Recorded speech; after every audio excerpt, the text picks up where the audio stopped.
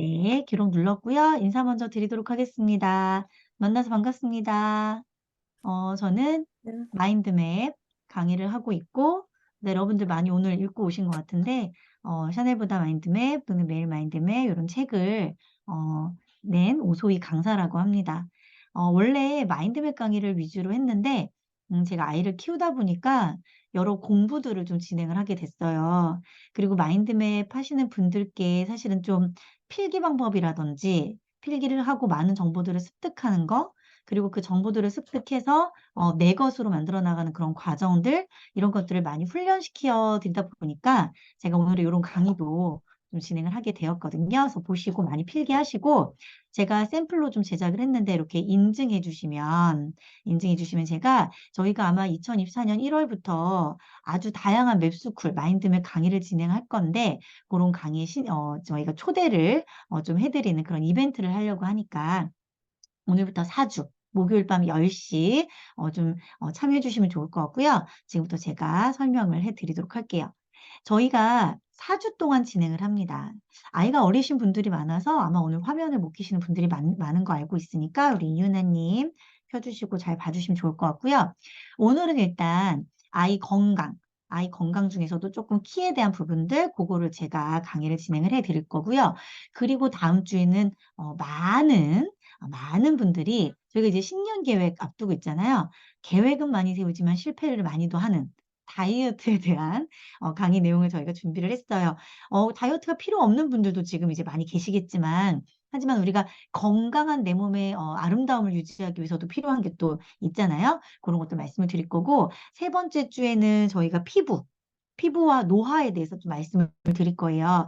그 피부 노화에는 저희 요즘에 사실은 여자건 남자건 특히 또 젊은 사람이건 아니면 연세 드신 분이건 상관없이 또 탈모라든지 이런 것들에도 관심 많으시잖아요. 전체적인 어떤 피부의 노화에 대한 강의를 진행을 해드릴 거고, 마지막 주에는 사실은 전 이게 가장 이번 주 4주 동안의 강의 중에서 가장 좀 중요하지 않을까 생각을 하는데, 고혈압과 당뇨. 미리 하나 언지를 드리자면 지금 나 당뇨 아닌데 우리 가족 중에 당뇨 없는데 라고 하시겠지만 대부분 다 나도 모르고 있는 초기 당뇨를 갖고 있다고요. 요즘에 너무 식습관이 달라져 있다 보니까 탕후루 이런 거 막 요즘에 엄청 유행이잖아요. 그래서 아이 키우시는 분들 또는 남편이나 나 당뇨 아닌데 하시는 분들도 꼭 네 번째 주 강의도 꼭 참여를 해주시면 좋을 것 같습니다. 그래서 이번에 저희가 이렇게 무료로 강의를 진행을 하고 또 무료 청강의 맵스쿨의 강의 기회까지도 저희가 드릴 건데 이번에 이 강의에 대해서 저희의 어떤 호응도라든지 또 후기라든지 이런 반응이 좋으면 저희가 이런 강의들을 더 많이 더 자주 열 계획이에요. 그래서 좀 열강을 들어주시고 또 열렬히 후기도 남겨주시면 너무나도 감사할 것 같습니다. 우리 오랜만에 보는 우리 예쁜 꽃샘 선아쌤도 너무너무 반가워요.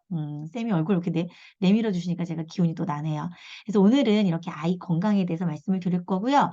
어린아이들도 있겠지만 지금 이제 중학교 친구들, 고등학교 아이들 키우는 부모님들도 많이 계실 텐데 똑같이 키뿐만 아니라 아이들 건강에 도움되는 내용도 제가 준비했으니까 지금부터 집중을 해보도록 하겠습니다.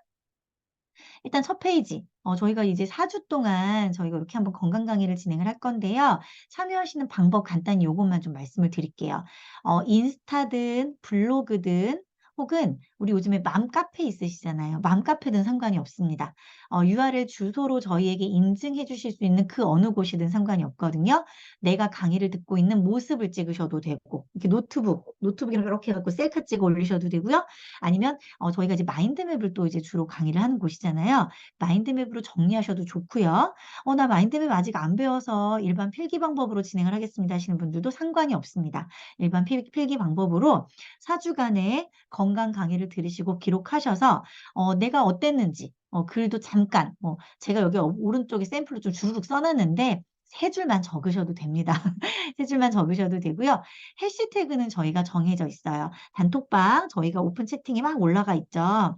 글로벌 마인드맵 협회, 맵스쿨, 건강 맵스쿨, 마인드 맵스쿨, 건강 무료 강의. 이렇게 5가지의 해시태그를 달아서 그 어디든 작성하시고 URL을 저희가 마지막 주에 받을 거예요. 설문지처럼 마지막 주에 받으면서 URL 이렇게 올리실 수 있게끔 해드릴 건데 그렇게 하시는 분들께는 저희가 무료 청강 어떤 거 듣고 싶은지를 클릭하실 수 있게끔 설문지를 제공을 할 겁니다. 그래서 마지막 주까지 그렇게 해주시면 돼요. 그러면 저희는 그 건강 맵스쿨뿐만 아니라 독서 맵스쿨, 그리고 초등 맵스쿨, 그리고 저희가 이제 신년이잖아요. 2024년 새해 신년 특강, 그리고 2024년에는 12번의 강사님들을 모시고 저희가 또 이제 강의를 진행을 할 예정인데, 그런 강의들, 그리고 마인드맵의 기초를 들을 수 있는 맵스쿨, 또는 뭐 감정 맵스쿨, 감사 맵스쿨, 뭐 또는 종교를 가지신 분들 묵상 맵스쿨, 상당히 다양한 맵스쿨이 있는데, 그런 강의의 기회를 저희가 청강을 하실 수 있는 기회를 드릴 거니까 그렇게 후기를 잘 남겨주시면 저희가 더 열심히 많은 정보들을 나눌 수 있는 강의들, 특강들 만들어 보도록 하겠습니다. 그래서 본인의 인스타나 블로그, 맘카페 올려주시면 돼요.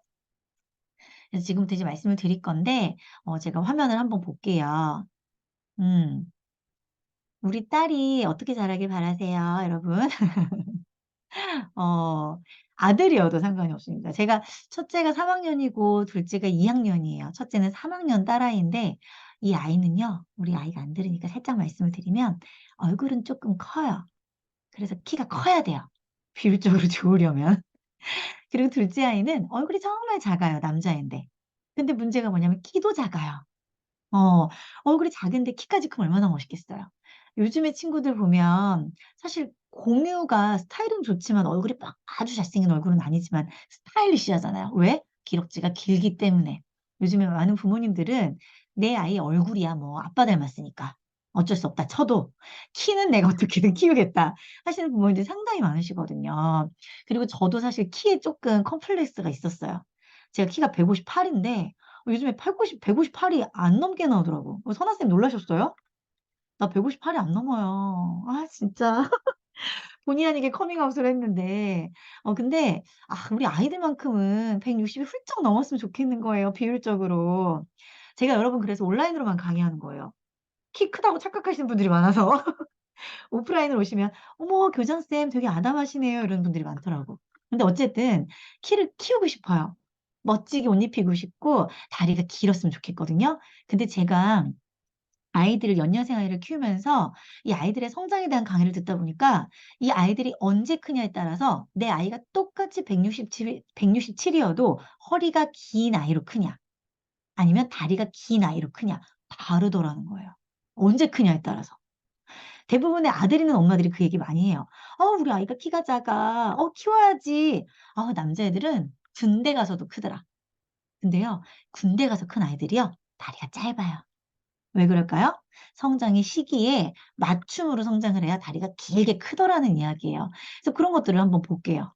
자, 여기 보시면 제가 어렸을 때 키 크는 것이 중요한 이유 말씀드렸죠? 12세, 3세 이전에 큰 친구와 12세, 3세 이후에 큰 친구. 제가 아주 여러분들이 딱 보면 알 수 있게끔 그림을 보여드릴 건데 충격적이에요. 자, 이거 보면은 댓글에 뭐라고 댓글 다시 기대를 해볼게요. 자, 12세, 3세 전후로 아이들의 키 성장의 이유 한 페이지를 보여드립니다. 이렇게 클 거냐, 이렇게 클 거냐. 어때요? 어때요? 우리 류현정님 집에서는 아들이 하나 지금 화면에 잡히는데 우리 아들이 언제 키 크길 거냐에 따라서 이렇게 다르다는 얘기예요. 자, 이 대표적인 그림의 이 얘가 뭐예요? 다리가 길게 클 거냐, 다리가 짧게 클 거냐. 만약에 이 지금 화면을 아들과 딸이 함께 보신다면 꼭 보여주세요. 너 다리 길게 커지고 싶어? 다리 짧아지고 싶어? 그럼 아이들이 엄마, 나 다리 길어지는 멋진 형이 되고 싶어. 나 다리 진짜 롱다리인 예쁜 장원영 같은 그런 예쁜 연예인 되고 싶어. 하면은요, 아이들 잘 먹이셔야 돼요. 왜? 12세가 되기 전에 커야 훌쩍 클 수 있는 만큼 커야 다리가 길어지더라는 거예요. 충격이죠. 제가 다리가 짧은 이유는 우리 엄마가 나 초등학교 때 잘 안 먹여서인 걸로. 허리 긴 친구들 부러웠는데 부러울 거 아니었죠. 그렇지 아니었죠. 그렇죠. 우리 이윤아님 다리가 허리보다 긴 이유? 어렸을 때 크셨나 봐요. 저는 이러나 저러나 아무튼 다리는 짧습니다. 저는 안 컸거든요. 애초부터. 그래서 아, 우리 아이가 아직은 사춘기 이전이다 하시는 어머님들은 좀 희망을 갖고 아이들의 키 성장에 관심을 가져주셨으면 좋겠고요. 만약에 우리 아이 이미 사춘기 지났어요 하시는 분들도 늦지 않게 지금이라도 빨리 우리 아이들 키 성장시키고, 특히 또 키 성장만 성장이 아니잖아요. 머리 좋아져야 되고, 제일 중요한 게 요즘 아이들 면역이에요. 지금도 학교 장염 막 그 독감 다 돌고 있죠? 아이들의 면역이 떨어지면요, 성장도 멈춥니다. 근데 그 성장이 키 성장만 멈추는 게 아니라 뇌의 성장도 멈추더라는 거예요. 그래서 그런 모든 것까지 제가 오늘 간단하게 좀 말씀을 드리도록 할게요. 자, 자녀 성장 관심 설문조사가 있는데요. 이거는 많은 부모님들뿐만 아니라 아이들에게도 했거든요. 여기 보시면 키 성장, 공부 체력, 두뇌 건강 다 나와 있죠. 여기 아마도 다들 관심이 있으신 분들이 있을 거예요. 어, 여기 중에서 혹시 관심 있는 게 어떤 거 있으세요? 음. 제가 많은 분들께 여쭤봤더니 초등학교 한 2학년, 3학년 딸 가지신 분들이 성적표 검사 많이 하시더라고요. 근데 사실은 키 성장에 관심이 있다기보다는 성조숙증 때문에. 요즘에 아이들이 4학년만 되면 빨리 생리를 시작한다고 하잖아요. 그러다 보니까 우리 아이가 성조숙증이 오기 전에 키 키워야 되는데 라는 거를 검사하시기 위해서 이 병원 성장판 검사를 하는 건데, 여기 보시면 비용이 5만 원에서 10만 원이라고 돼 있거든요. 근데 요거랑 조금 다른 점. 서울 아땡병원이라든지 이런 큰 대형 병원에 가서 성장에 관련된 모든 검사를 하시면 거기서 비용은 거의 100에서 200 사이예요. 100에서 200 사이. 왜냐면 거기는 정말 모든 검사를 다 때려서 하는 거예요. 아이들의 성조숙증뿐만 아니라 아이들의 어떤 키 성장, 얘가 몇 센치까지 클까? 얘가 지금 뇌 발달이 어떻게 되고 있나? 얘가 뭐 당뇨도, 소아 당뇨가 있나? 아니면 비만에 대한 건 어떻게 측정이 되고 있나? 이 뭐 눈이라든지 아이들 성장과 관련된 모든 질병에 대한 것들을 다 하다 보니까, 왜냐면 모든 게 연결돼 있거든요. 그래서 요즘엔 성장과 관련된 검사 비용은 100만 원에서 200만 원까지 높고요. 그리고 저희 첫째 아이랑 같은 학년의 한 어머님이 아이가 너무 작아요. 태어날 때부터 연약했고, 그래서 검사를 해서 그렇게 200만 원짜리 검사를 하셨는데, 결국에 그 병원에서 입원을 권유를 한 거예요. 아이에게 이제 호르몬이라든지 이런 어떤 촉진제의 어떤 치료를 권유를 하면서. 근데 어머님이 이거 했을까요? 안 했을까요? 안 하셨어요. 왜 안 했을까요? 그 대형 병원에서 일주일 동안 아이의 입원을 권유한 거예요. 근데 그 입원을 해서 아이의 호르몬을 비정상적으로 내 몸에서 원하는 것이 아닌 몸의 외적으로 억지로 주입한 그 호르몬제를 이 아이가 견뎌내기에 일주일이란 시간이 어머니께 너무나도 공포적으로 다가왔던 거예요. 그래서 결국 어머님이 우리 아이 그냥 이렇게 건강하게 어떻게든 자라는 거를 선택하겠다 하셔가지고 입원 치료를 거부를 하셨는데, 사실은 200만 원가량의 비용을 검사를 하고도 그 선택을 하시기까지 어머님의 마음이 어떠셨을까 생각을 하고 나니, 전 이런 강의를 저만 들을 게 아니라 많은 분들께 좀 알려줘야겠다 생각이 들더라고요. 한의원에 방문해서 키성장 한의약을 처방한다. 근데 이게 8에서 100만 원이 보통 1회 비용이에요. 보통 1회 비용이 이 정도지, 아이가 키 성장할 때까지 꾸준히 이 한약을 복용을 할 경우에는 상당히 큰 비용이 들고요. 그리고 제일 중요한 건 모든 아이가 이 키 성장 한약을 먹는다고 해서 성장하는 게 아니더라는 거예요. 제가 오늘 말씀을 드리려는 게 가장 마지막에 뭐가 나오냐면, 어떻게 아이들의 영양을 부모님이 관리해 주시냐에 따라서 이 한약을 아이들의 몸 안에서 받아들이기도 하고 받아들이지 못하기도 하더라. 이걸 쉽게 얘기하면 문이라고 생각하면 돼요. 아이들이 이 한약을 받아들였을 때 아이들의 몸 상태가 이 한약을 받아들일 수 있는, 이 한약을 잘게 쪼개서 몸으로 받아들일 수 있을 만한 뭔가의 상태여야 되는데, 그런 상태는 되어 있지도 않은데 억지로 한약을 먹이고 억지로 뭐 무슨 뭐 홍삼을 먹이고, 홍삼 먹이는 어머니들 많으시잖아요. 그래도 아이들에게 이게 효과가 복불복이더라. 그 복불복인 이유가 뭐냐는 거예요. 그거를 오늘 저희는 공부하는 거고요. 여기 이제 특정 제품이 나왔는데 이건 제가 나중에 삭제해야겠네요. 키가 큰다는 주스로 된 제품을 먹인다. 하지만 이거 여러분들 자세히 뒷면 보시나요?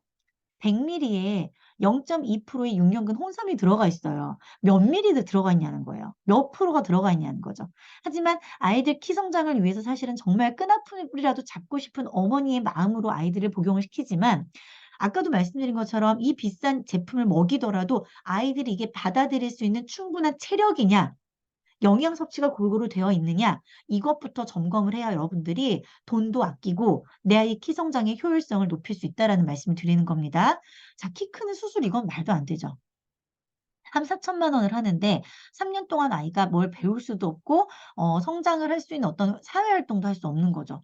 그죠? 걷는 것도 당연히 불편하고 뛸 수도 없고 이거는 정말 아닌 것 같고 장애가 가진 아이들이 시도해 볼 수는 있겠지만 우리 아이들이 단지 키 크기 위해서 이 수술을 선택하는 부모님들은 없을 거라고 생각을 합니다. 그래서 저는 아이들의 어떤 성장 요인에 대해서도 많은 부모님들이 아이들이 크기 전과 후에 공부를 해야 된다라고 생각을 해요. 그 서울대 의과대학 소아청소년과 교수님이 보셨을 때 그런 논문들에 따르면 우리 사람의 키, 아이들의 키는요. 태아 시기, 뱃속에 있을 때 엄마의 몸 건강 상태, 엄마가 어떤 질병을 갖고 있는지에 따라서 이 모든 것들이 선택이 되더라라는 건데요. 근데 이런 것들도 우리가 미처 공부를 하지 않은 상태에서는요. 아무 의미가 없겠죠. 없겠죠. 그죠? 근데 우리가 그런 공부들을 오늘 이 오신 분들 중에 만약에 임산부가 있다면 너무나도 가장 베스트겠고요. 제가 둘을 연년생을 키웠는데 제가 건강을 좀 체크하면서 제가 아토피가 있었거든요, 원래. 성인 아토피였어요. 그래서 아이에게 아토피를 물려주고 싶지 않아서 아토피에 좋은 아토피를 유전적으로 주지 않기 위해서 먹었던 영양제라든지 식단, 관리를 했을 때 태어난 첫째와 관리가 안 된 상태에서 태어난 둘째의 지금 현재의 피부 상태는요, 많이 달라요. 그건 제가 너무 느껴요. 그렇기 때문에 전 더 열심히 공부를 했던 거거든요. 그래서 뱃속의 태아 시기에 엄마의 건강에 이런 어떤 관리 능력 너무 중요하고요. 그리고 출생 이후 유전적인 건요, 어차피 통제가 안 됩니다. 음. 종교가 있으신 분들도 종교적으로 많이 배우셨을 거고요. 자기 계발에 관심 있으신 분들도 이 얘기 많이 들으셨을 거예요, 공통적으로. 우리는요. 어떤 거를 선택해야 되냐면 할 수 있는 것과 내가 할 수 있는 것과 내가 할 수 없는 것을 현명하게 구분해서 내가 할 수 있는 것을 선택해서 집중하는 능력이 필요해요. 자기계발적으로도 그렇고 신앙적으로도 그렇고 가장 사실은 음 현명하시지 못한 부모님이나 성인은 뭐라고 저는 생각을 하냐면 내가 통제할 수가 없는 것에 매달리는 분들이야. 자기 계발에 제가 16년 있었잖아요. 내가 할 수 있는 거에 집중해서 성과를 빨리 내셔야 되는데 내가 할 수 없는 것만 계속 생각하는 거예요. '저 사람이 왜 나를 무시할까?' 이거는 제가 통제할 수 없어요. 그렇지만 누군가가 나를 무시하고 누군가가 나를 인정하지 않더라도 내 스스로 좋은 습관을 갖는 거는 내가 통제할 수 있잖아요. 그쵸? 그거를 구분하는 게 부모님께도 상당히 중요합니다. 그런데 여기 보시면 유전적 요인은 통제가 될 수 없어요. 오소희는 이미 158 이야. 그죠? 그러면 엄마 닮으면 어쩔 거야? 망했잖아. 근데 그게 아니라 우리 아이가 환경적인 요인으로 엄마가 통제할 수 있는 활동, 아이들이 뛰놀 수 있는 활동을 공급하고 영양을 공급하고 질병에 대해서 엄마가 좀 더 차단하고 사회적 심리적인 지지를 통해서 아이의 스트레스를 완화시키고 이게 훨씬 엄마가 통제 가능한 부분이기 때문에 우리가 그걸 먼저 신경을 써야 하더라. 근데 제가 뭐 샤넬보다 마인드맵이라는 책에서도 저술 했지만 우리가 "아이가 건강하길 바래요. 건강하길 바래요."라고 늘 이야기는 하지만 실질적으로 집에서 아이가 학교나 학원에서 돌아왔을 때 누가 스트레스를 가장 많이 주더라? 엄마 아빠가 가장 많이 주더라. 숙제를 했는지 안 했는지, 학원에 잘 다녀왔는지, 친구들과 어땠는지 이런 것들을 우리가 시시때때로 평가하면서 아이들에게 상당히 스트레스를 주고 있다라는 거죠. 음. 아이들에게 스트레스는요. 상당히 면역과 체력에 관여가 큽니다. 그래서 부모님들이 통제 가능한 이런 어떤 활동과 영양 공급, 스트레스에 대한 어떤 그런 심리적인 어떤 모든 것들을 제공하는 데 있어서 우리가 먼저 어떻게 해야 된다? 파악하고 조절할 줄 알아야겠다라는 부분들을 좀 말씀을 드리고 싶고요. 앞서 보여드렸던 것처럼 선천적인 요인은 23%에 해당이 된다고 합니다. 이 유전적인 거는 통제가 불가능해요. 이제 와서 우리가 어쩔 수 없어요. 하지만 후천적인 요인이 몇 프로나 돼요? 77%나 됩니다. 이거는 모든 의사들의 논문과 이런 어떤 책 이런 어떤 그 공증적인 어떤 그런 책에도 많이들 나와 있거든요. 이거는 식품영양학회에도 이렇게 나와 있습니다. 환경이 16%, 운동이 20%, 영양이 31%라는 거예요. 이건 우리가 어떻게 할 수 있다? 통제할 수 있다. 그렇다면 우리가 아이들이 자기 직전까지 수학학원과 영어학원과 이런 것들이 얽매이는 게 아니라 엄마 아빠 손 붙잡고 나가서 좀 뛰고, 그죠? 요즘 애들 어때요? 맨날 마스크하고 학교 다녀오면 운동할 시간 없잖아요. 그죠? 근데 엄마 아빠랑 가서 30분 동안 나가서 마스크를 하더라도 줄넘기를 좀 뛰고, 응? 친구들과 좀 같이 뭐 이렇게 좀 즐길 수 있는 어떤 그런 환경들, 그런 것들을 우리가 통제하는 게 훨씬 중요하다. 애들이 키가 안 커요, 키가 안 커요 하면서 100만 원, 200만 원을 쓸 게 아니라 사실은 공부보다 훨씬 더 중요한 아이들의 건강을 위해서 부모님들이 시간과 환경적인 것들을 좀 통제하는 거, 전 거기서부터 아이들을 사랑하는 마음들이 출발되지 않을까라는 생각이 듭니다. 저한테 하는 얘기예요. 저한테 하는 얘기입니다. 저도 이렇게 잘 안 되고 있거든요. 오늘도 미술학원 끌고 갔다 왔는데 저한테 하는 이야기예요. 자, 그래서 여러분들이 많이 아시는 방법일 텐데 보통 우리 아이 예상 키를 측정하는 방법이 이렇다고 해요. 남자아이들은 엄마 아빠 키를 더하고 거기에 13이라는 숫자를 더한 다음에 나누기 2를 하는 거예요. 그게 남자아이들의 평균 키. 여자아이들은요. 엄마 아빠 키를 더하고 13이라는 똑같은 숫자를 빼요. 빼고 나누기 2. 이거 하면요. 어, 저는 좌절했거든요. 우리 아들의 키를. 그러니까 딸은 뭐, 그래, 얘를 어떻게든 예쁘게 키워보자. 은혜님의 기술을 빌려서라도 예쁘게 키우면 되겠지, 뭐, 했는데, 아들에서 저는 좌절이 오더라고요. 어, 저도 사실은 키 작은 남자를 안 좋아하거든요. 근데 우리 아들이 내가 생각하는 키 미달인 거예요. 거기서 저는 크게 쇼크를 받았어요. 그래서, 우리 아이 예상 키를 한번 검사를, 이렇게 측정을 한번 해보시면 좋을 것 같고요. 측정 한번 해보시면 좋을 것 같고요. 자, 통계 분포 범위에서 이제 후천적으로 조절되는 게 6cm라고요. 자, 그러면 여러분들이 쇼크를 받은 거에 6을 더해보는 거예요. 6. 제 아들이 174점 몇 나오더라고요. 그럼 지금부터 제가 영양을 바꾸고, 영양을 관리하고, 스트레스 지수를 낮추고, 아이와 같이 손을 붙잡고 뛰고, 그쵸? 그러면 180까지는 키우겠네요. 저는 거기에 목숨 걸기로 했어요. 아들아, 공부는 못해도 된다. 근데 너 키는 커야 된다. 저는 그 주의입니다, 여러분. 그래서 이것도 한번 계산을 해보면 좋을 것 같고요. 여러분들이 흔히 알고 있는 성장판이 이런 모양이에요. 열린 성장판, 닫힌 성장판. 그래서 성장판 엑스레이를 찍어보실 수 있거든요. 그래서 이 성장판에 대한 엑스레이를 찍으면 여기에 이 밀도, 여기에 간격에 따라서 아이들이 클 수 있는 이 아직 요건이 남아있는지 아닌지를 알 수 있는데요. 요즘에 제가 뒤쪽에서 보여드릴 거거든요. 수골 사진이라고 있어요. 손수, 뼈골. 손뼈 사진을 찍는 거예요. 정형외과 가서 수골 사진을 찍으러 왔습니다. 근데 정형외과는 수골 사진 찍으면 사실은 상담하는 비용까지 한 7만 원 정도를 받아요. 음. 이거 무료로, 아니, 무료가 아니라 한 10,000원에 받고 상담하는 방법은 제가 알고 있으니까 나중에 제가 오늘 제 문자 번호 남겨놓을 테니까 거기 저한테 문의 주세요. 10,000원에 상담받게 해드리는 거 알 수 있는데 보통 수골 사진 찍고 상담받는 것까지 하면 거의 한 7만 원 정도 하거든요. 근데 정형외과 아니라 사진만 찍고 상담을 이제 제가 알려드리는 곳에 좀 가서 하실 거면 영상의학과 가시는 게 훨씬 나아요. 정형외과 가면 상담받게 하거든요. 그리고 왜 찍어요? 이거 왜 여기서 찍어요? 왜 여기서 상담 안 받아요? 꼬치꼬치 물어봐요. 그리고 비싼 돈 받아요. 근데 차라리 영상의학과 가면 거기는 찍어주는 게 1인 곳이잖아요. 거기 가면 아이들 수골 사진, 이런 뼈 성장판 사진을 찍을 수가 있습니다. 이걸 부모님 한번 보셔야 되는데 뼈가 잘 자라고 성장이 계속해서 이루어지려면 이 성장판에 충분한 영양이 있어야 돼요. 그래야 다치지 않아요. 그러면 이 성장판에 어떤 영양이 필요한지 우리가 공부를 해야겠죠. 그리고 또 하나 중요한 게 뭐냐면 제가 아까 아이들이 성장하는 시기에 따라서 허리가 길어지냐, 다리가 길어지냐 달라진다 그랬잖아요. 성장판이 어디서부터 다칠까요? 채팅창에 한번 써주시겠어요? 어디서 먼저 다칠 것 같으세요? 이거는 제가 말씀드린 팁을 알고 계시면 다 이해되시겠죠? 이 성장판이 온몸에 있어요. 손가락에도 있고요. 발가락 뼈에도 있고요. 무릎에도 있고 골반에도 있고 다 있어요. 어디부터 다칠까요? 무풀? 그렇지, 다리, 무릎. 그러니까 여기 어디죠? 우리가 아킬레스건이라고 하는 이 복숭아뼈 있는 데 있죠. 발목. 거기서부터 성장판이 제일 먼저 다쳐요. 발목이 다치고, 그 다음에 무릎이 다치고, 그 다음에 골반 요 관절 쪽이 다치고, 그 다음에 허리 쪽에 이런 어떤 척추 사이사이 성장판이 다치겠죠. 그렇기 때문에 일찍 아이들이 키가 커야 되는 이유는 다리에서 쫙 자라줘야 되는 거예요. 허리가 나중에 자라야 되는 거고. 이해되시죠?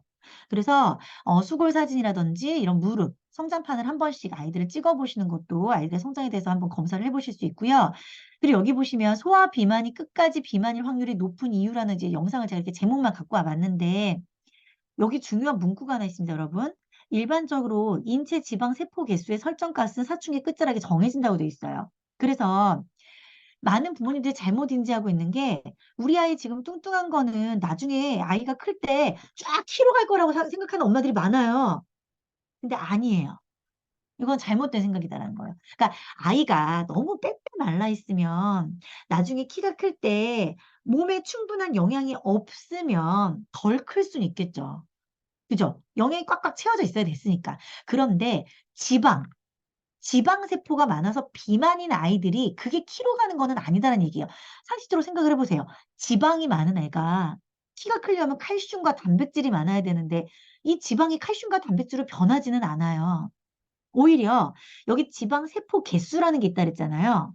어떤 아이는 지방세포 개수를 똑같은 9살짜리가 5천 개를 가지고 있고 어떤 애가 1억 개를 갖고 있으면 나중에 1억 개를 갖고 있는 아이는요. 이 지방세포 개수는 사라지지 않기 때문에 그 지방세포 개수만큼의 지방이 흡수가 돼서 계속 살이 찔 확률이 큰 거예요, 오히려. 지방세포 개수는 줄어들지 않고요. 개수는 그대로 있는데 이 개수대로 지방을 머금을 확률이 오히려 더 커지더라는 거예요. 그래서 소아 비만인 아이들은요. 성인 비만으로도 갈 수가 있다. 그래서 보통 보면 부모님 두 분 중에 한 분이 햄, 소세지, 육류를 좋아하시는 가공식품을 좋아하는 부모님이 계시면 아이들도 비만으로 가는 이유는요. 이 지방 세포 개수를 부모님이 키워주고 있기 때문이에요. 식습관으로 인해서.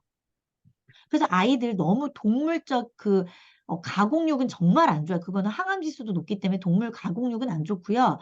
동물성, 우리가 단백질이라고 생각하는 걸 동물성 단백질로 많이 생각을 하시는데 고기류를 드실 게 아니라 아이들은 식물성 단백질을 먹어야 되는 거거든요. 그래서 고기, 소고기, 돼지고기만 무조건 많이 먹인다? 그것도 아니다라는 것을 여러분들이 알고 계셔야 됩니다. 아이들 지방세포 개수만 늘려주더라 라는 거예요. 자, 키 성장의 핵심의 키, 아이의 성장. 시기가 너무 중요하다라는 거죠. 이거 다 아마 예전에 우리 배운 적 있어. 근데 우리가 그땐 관심이 없었던 거야. 내 애가 태어나기 전이니까. 근데 다시 한번 보면 어때요? 생후 2년까지가 1차 발육 급증 시기고요. 그리고 사춘기 전후 2차 발육 급증의 시기가 있겠죠. 보통은 요즘 같은 경우는 한 12, 3살 전까지로 보면 되겠죠. 이때 상당히 중요하더라는 거예요. 이 급증 시기 외에는 속도가 좀 느리겠죠. 느리지만 급증 시기 성장을 놓치면 사실은 따라잡기는 쉽지가 않더라. 그래서 내 아이가 언제 사춘기인지 언제쯤이 그 시기가 있는지 그리고 그 시기에 많은 영양과 많은 운동에 대한 부분과 아이들의 스트레스에 대한 부분들을 부모가 관리해 주는 것은 너무나도 중요하다라는 걸 말씀드릴게요. 그리고 이거는 이제 보건복지부에 나온 자료인데요. 이게 아이들 식품 구성 자전거. 이 자전거가 아이가 앞으로 나아가면서 성장하려면 필요한 요건이란 얘기예요. 앞바퀴에 뭐가 있어요? 물이 있죠, 물. 근데 애들 물 얼마만큼 먹는지 어머님들 체크하셔야 돼요. 근데 학교 가서 애들이 물 얼마만큼 먹는지 어머님들 체크 안 하시잖아요. 저도 물을 먹고. 자, 물에는요. 어머님들 들어보셨어요, 요즘에? 미네랄 들어있는 물이라고 많이 팔죠. 미네랄이라는 게 우리가 알고 있는 칼슘, 뭐 망간, 뭐 또 뭐 있어? 갑자기 생각이 안 나. 마그네슘 이런 게 다 미네랄이에요. 그래서 이 미네랄이 있어야 아이들이 발육을 하는 거예요. 그래서 물을 많이 마셔야 돼요. 특히 영양제로 먹는 칼슘의 미네랄과 물에서 복용하는 칼슘의 미네랄은요, 또 달라요. 그래서 물을 많이 마셔야 아이들이 커요. 그리고 물을 많이 마셔야 뭐예요? 영양소가 혈액을 통해서 운반이 돼야 되잖아요. 근데 물을 많이 마시지 않는 아이들은요, 영양소 운반이 되지를 않아요. 그래서 보통 물 많이 마시지 않는 아이들의 특징이 뭐냐면 머리가 많이 아파요. 엄마 머리 아파요. 왜? 혈액순환이 안 되거든요. 아이들이 나이가 어리다고 해서 무조건 혈액순환이 잘 되는 건 아닙니다, 어머님들. 물을 많이 마셔야 돼요. 왜냐면 예전에 우리가 자랄 때에 비해서 식습관이 워낙 끈적끈적하고 가공육이 많기 때문에, 가공 음식이 많기 때문에 우리 나이 때 12살 때 하고 지금 아이 12살 때 하고요. 너무 영양이 다릅니다. 혈액 자체가 너무 달라요. 그리고 옛날 당근하고 지금 당근하고 어때요, 어머니? 이 영양소가 똑같나요? 요즘에는 너무 이렇게 오염된 토양에서 자란 당근이잖아요. 예전 시금치, 예전 당근, 예전 양파에 비해서 영양소가 5분의 1, 10분의 1도 안 되는 영양소입니다. 그래서 아이들 물 많이 먹이셔야 되고요. 우리 어렸을 때 자랄 때와는 환경이 다르다는 걸 우리가 먼저 인지를 해야 돼요. 그래서 공유도 잘 먹어야 애들이 머리가 좋아져요. 근데 어머님들이 공유를 잘 안 먹이시더라고, 요즘에 또 보면은. 자, 공유, 고기, 생선, 달걀, 콩류, 채소류, 과일류, 우유, 유제품. 이렇게 다 골고루 먹여야 된다는 거 이제 알고 계시니까 이제 넘어가고요. 그리고 여기 보면은 이것도 다 골고루 먹어야 되는 거예요. 지방, 칼슘, 단백질, 비타민, 무기질, 탄수화물. 우리 이게 뭔지는 알고 있잖아요. 근데 골고루 못 먹이더라. 그래서 저도 사실 바쁘잖아요. 저도 사업을 여러 가지를 하고 있거든요. 아이들 3학년, 2학년 둘 키우면서 막 하루에 한 번씩 막 과일 먹이고 막 우유 먹이고 이거 쉽지가 않습니다. 그래서 저는 사실은 이런 어린이 영양 강의하면서 어머님들께 영양제 꼭 추천드려요. 요즘엔 영양제 없이 아이를 키우는 건 말이 안 됩니다. 왜? 아까 말씀드린 것처럼 우리가 살았던 시대와는 너무나도 다른 환경 안에서 아이들을 키우고 있기 때문에 영양제 꼭 먹이시라는 거 말씀을 드리고 싶고요. 아이들이 이런 어떤 섭취를 통해서 영양을 내 몸에 흡수했을 때 쓰이는 순서가 위에서부터 아래예요. 자, 첫 번째 뭐예요? 생존이에요. 숨을 쉬고, 눈을 뜨고, 걷고, 말을 하고, 생존이라는 걸 하기 위해서 아이들이 이 모든 영양분이 필요해요. 자, 생존을 하고 이제 남았어. 영양소가 남았어. 그럼 어디로 가요? 면역으로 가요. 내 몸을 지키기 위한 데 쓰인다라는 거예요. 자, 내 몸을 충분히 지키기 위해서 쓰였어요? 그럼 그 다음에 어디로 가요? 그 영양분 남은 게? 체력으로 가요. 이제는 좀 더 열심히 뛰어. 겁나 뛰어. 그럼 걔는 좀 에너지가 더 남은 거야. 근데 애가 좀 비실비실 체력이 떨어진 것 같아. 그럼 이미 내가 먹인 아이들의 영양분이 생존과 면역에서 끝난 거예요. 끝난 거예요. 근데 우리 아이가 또 키도 안 커. 우리 아이가 평균보다 작아요.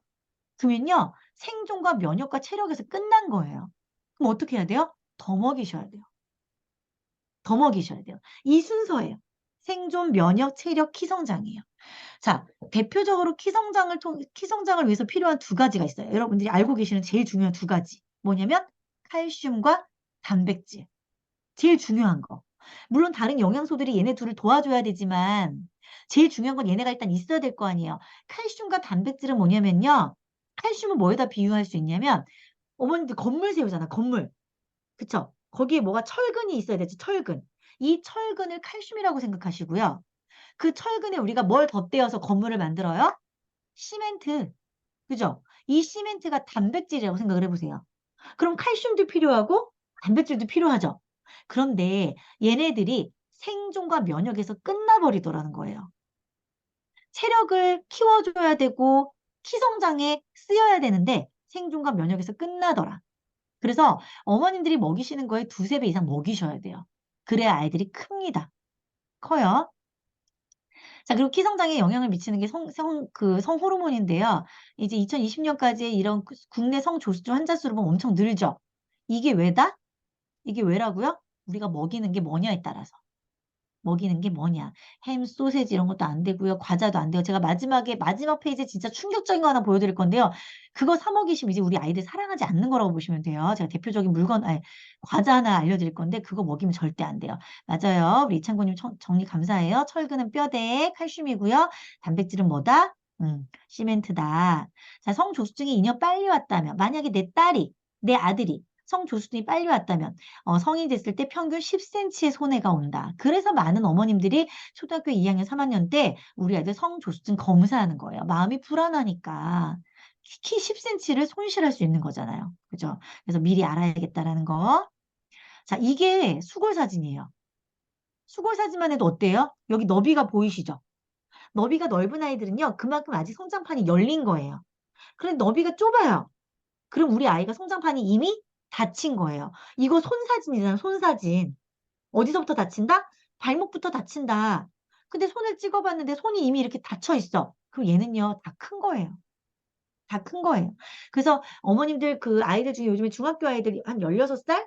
그런 남자아이들도 이거 수고 사진 한번 찍어보세요. 그때 이게 이렇게 조목조목 다 닫혀 있다? 그럼 더 늦기 전에 군대 가서 안 커요. 안 커요. 빨리 16살에도 먹이시는 거 신경 써주셔야 됩니다. 이게 저희 아들 거예요. 아들 수고 사진. 저희 아들 이름이 진우거든요. 진도령. 근데 저희 아들 9살이에요. 자, 9살인데 뼈 사진 이번에 찍은 거거든요. 몇 세 나왔어요? 5세 나왔어요. 그래서 저 너무 충격받았거든요. 근데 이게 좋은 걸까요? 안 좋은 걸까요? 우리 혜경님 좋은 걸까요? 안 좋은가? 좋은 건 동그라미, 안 좋은 건 X. 찍어, 아무거나. 혜경님 뭐? 동그라미 X? 동그라미. 오케이. 동그라미입니다. 왜냐면 저희 아이는 다른 아이들보다 발육이 좀 더딘 편은 있지만 클 가능성이 큰 거예요. 왜? 뼈 나이가 더 어리기 때문에. 뼈 나이가 더 어리기 때문에. 어머, 우리 친정어머니 들어오셨네? 외국에서 들어오셨네? 아무튼 뼈 나이가 더 작게 나왔기 때문에 우리 아이는 클 가능성이 더 크다. 다른 아이들보다 2년 정도 더 클 수 있는 가능성이 크다라는 거예요. 처음엔 되게 불안했어요. 우리 아이가 작아서. 그래서 어머님들이 이 검사를 해보셔야 돼요. 그래야 이 불안감을 갖고 아이의 신체적인 거에 막 불안감을 갖고 있느냐, 아니면 더 열심히 키우기 위해서 노력하느냐. 저희 아이 여기 오른쪽에 보면 예측키가 몇이에요? 174.5.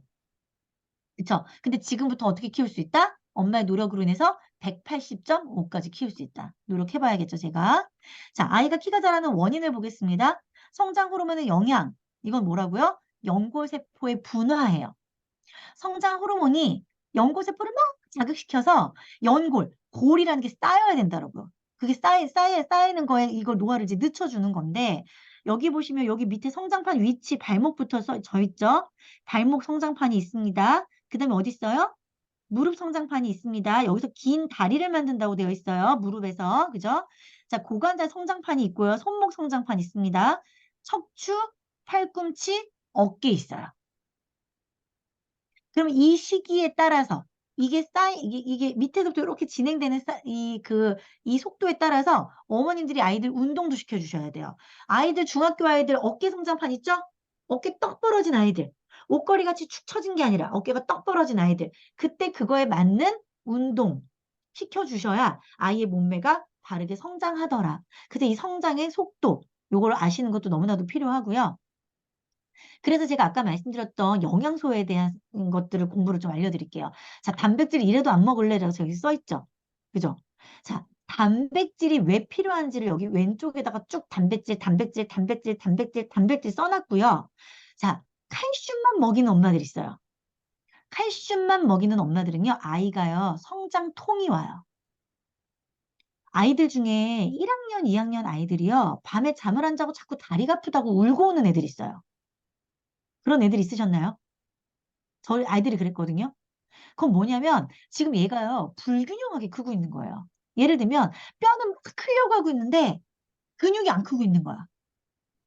또는 근육은 막 크고 있는데 뼈가 안 크는 거야. 그럴 경우에 아이들이 성장통이 와요. 그러면 엄마들이 그 성장통을 좀 있게 하려고 주물러. 열심히 주물러. 주무를 일이 아니라 뭐다? 영양제를 먹이셔야 되는 거예요. 자, 단백질과 칼슘을 같이 먹이셔야 근육과 칼슘이, 그러니까 뼈가 같이 성장하는 거고요. 여기 가로 안에서 써 있는 게 뭐가 있어요? 도와주는 영양소. 뼈와 단백질이 골고루 잘 클 수 있게끔 도와주는 게 마그네슘과 비타민 D라고 되어 있습니다. 그런데 한국 아이들이 비타민 D가 완전 부족해요. 그런데 이거는 성인도 마찬가지. 왜? 요즘에 우리들 몸 다 싸매고 있잖아. 몸의 3분의 2를 노출시키고 햇빛을 바라봐야 그렇게 2시간 이상을 바라봐야 비타민 D가 합성이 된다고 하거든요. 근데 우리 그렇게 하는 사람 아무도 없죠. 그래서 단백질과 칼슘을 드실 때는요. 마그네슘과 비타민 D를 같이 드셔야 되는 거고요. 그래서 요즘에 나온 영양제에는 칼슘과 마그네슘이 같이 들어있는 영양제들이 있습니다. 그거 확인하시고 아이들 먹이시면 돼요. 자, 그다음에 단백질과 비타민 C가 들어가 있어요. 단백질과 비타민 C, 콜라겐. 우리 잼잼님, 윤경님, 선아님, 지연님 이거 다 드셔야 돼요. 왜냐면 자, 우리 아기 낳을 때 한번 생각해 볼게요. 아기 낳을 때 임신을 했어요. 그때 엄마들 어땠어? 얼굴이 푸석푸석해졌죠? 어머, 너 임신했니? 얼굴이 푸석푸석하더라. 그리고 머리가 막 빠지지 않았어요? 머리카락이 막 빠졌어. 그죠?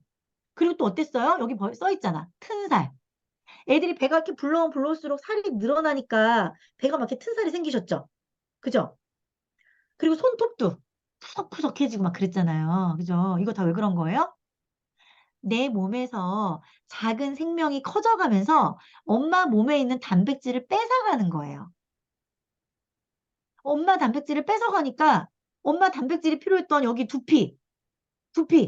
여기 모공을 잡아주는 두피가 연약해지니까 머리가 몽창몽창 빠지는 거고. 또 내 얼굴. 우리 지금 막 콜라겐 막 주사 맞는 분도 있고 막 관리하는 분들 있잖아요. 애기가 그 단백질을 다 가져가니까 어떤 거예요? 피부가 푸석푸석해지고 막 주근깨 기미가 생기고 뭔가 이렇게 탄력이 떨어지는 것 같고 탄력이 떨어지다 보니까 배 튼 살이 쫙쫙 생긴 거예요. 이거 단백질 부족입니다. 그러니까 어떻게 생각하면 내 아이가 건강하게 크고 있기 때문에 내 단백질을 가져간 거지만 엄마들이 임신했을 때도 예쁜 임산부가 되기 위해서 뭐 해야 된다? 단백질과 콜라겐 드셔야 되는 거고요. 마찬가지로 지금 우리가 이제 아이를 키우는 과정 안에서 40대, 50대이신 분들이 여기 많이 계시잖아요. 어머, 나 늙기 싫어요, 소희쌤. 하시는 분들. 단백질과 비타민C를 같이 드시면 콜라겐 합성이 된다. 돼지 껍데기 살만 찌더라. 돼지 껍데기는 살만 찌더라. 걔네들한텐 콜라겐이었지만 그걸 우리가 먹었을 때는 콜라겐 안 돼요. 왜 화장품이나 이런 거 보면은 뭐 저분자 콜라겐, 뭐 고분자 콜라겐 이런 얘기 있잖아요. 응? 돼지 껍데기를 먹고 저분자로 분해가 돼야 내 몸에 들어가지. 그 내 이빨로 몇 번 씹어갖고 넘긴다고 해갖고 그거 콜라겐으로 흡수 안 됩니다, 여러분. 그거 드시면서 괜히 막 안주로 막 드시면서 이거 콜라겐이야 뭐 이러시면 안 돼요. 선아쌤 아셨죠? 자, 그다음에 단백질과 철분 같이 드셔야 헤모글로빈 생성이 됩니다. 철분 여기 써 있죠. 철분을 아무리 드셔도 단백질이 부족하면 흡수가 되지 않는다라고 되어 있습니다. 그래서 빈혈 있는 분들요. 이 철분 드실 때 단백질 같이 드셔야 되고요. 콜레스테롤, 오메가3 드시는 분들 많이 계시고요. 오메가3뿐만 아니라 50대 이후 분들이 콜레스테롤이 높으면 콜레스테롤 이거를 막 분해시키는 그런 약을 처방받아 드시는 분들이 있어요. 근데 그거 드실 때도 단백질을 같이 드셔야 이 세포막이라고 하죠. 세포막이 단단해져요. 그리고 요즘에 저도 마찬가지지만 자궁에 문제 있는 분들 많이 계세요.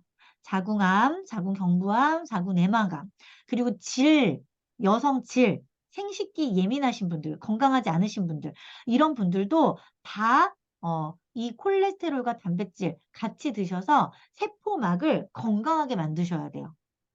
건강하게. 그리고 장이 안 좋은 분들도 마찬가지. 다 세포막으로 이루어져 있잖아요, 우리가. 그래서 같이 드시면 좋습니다.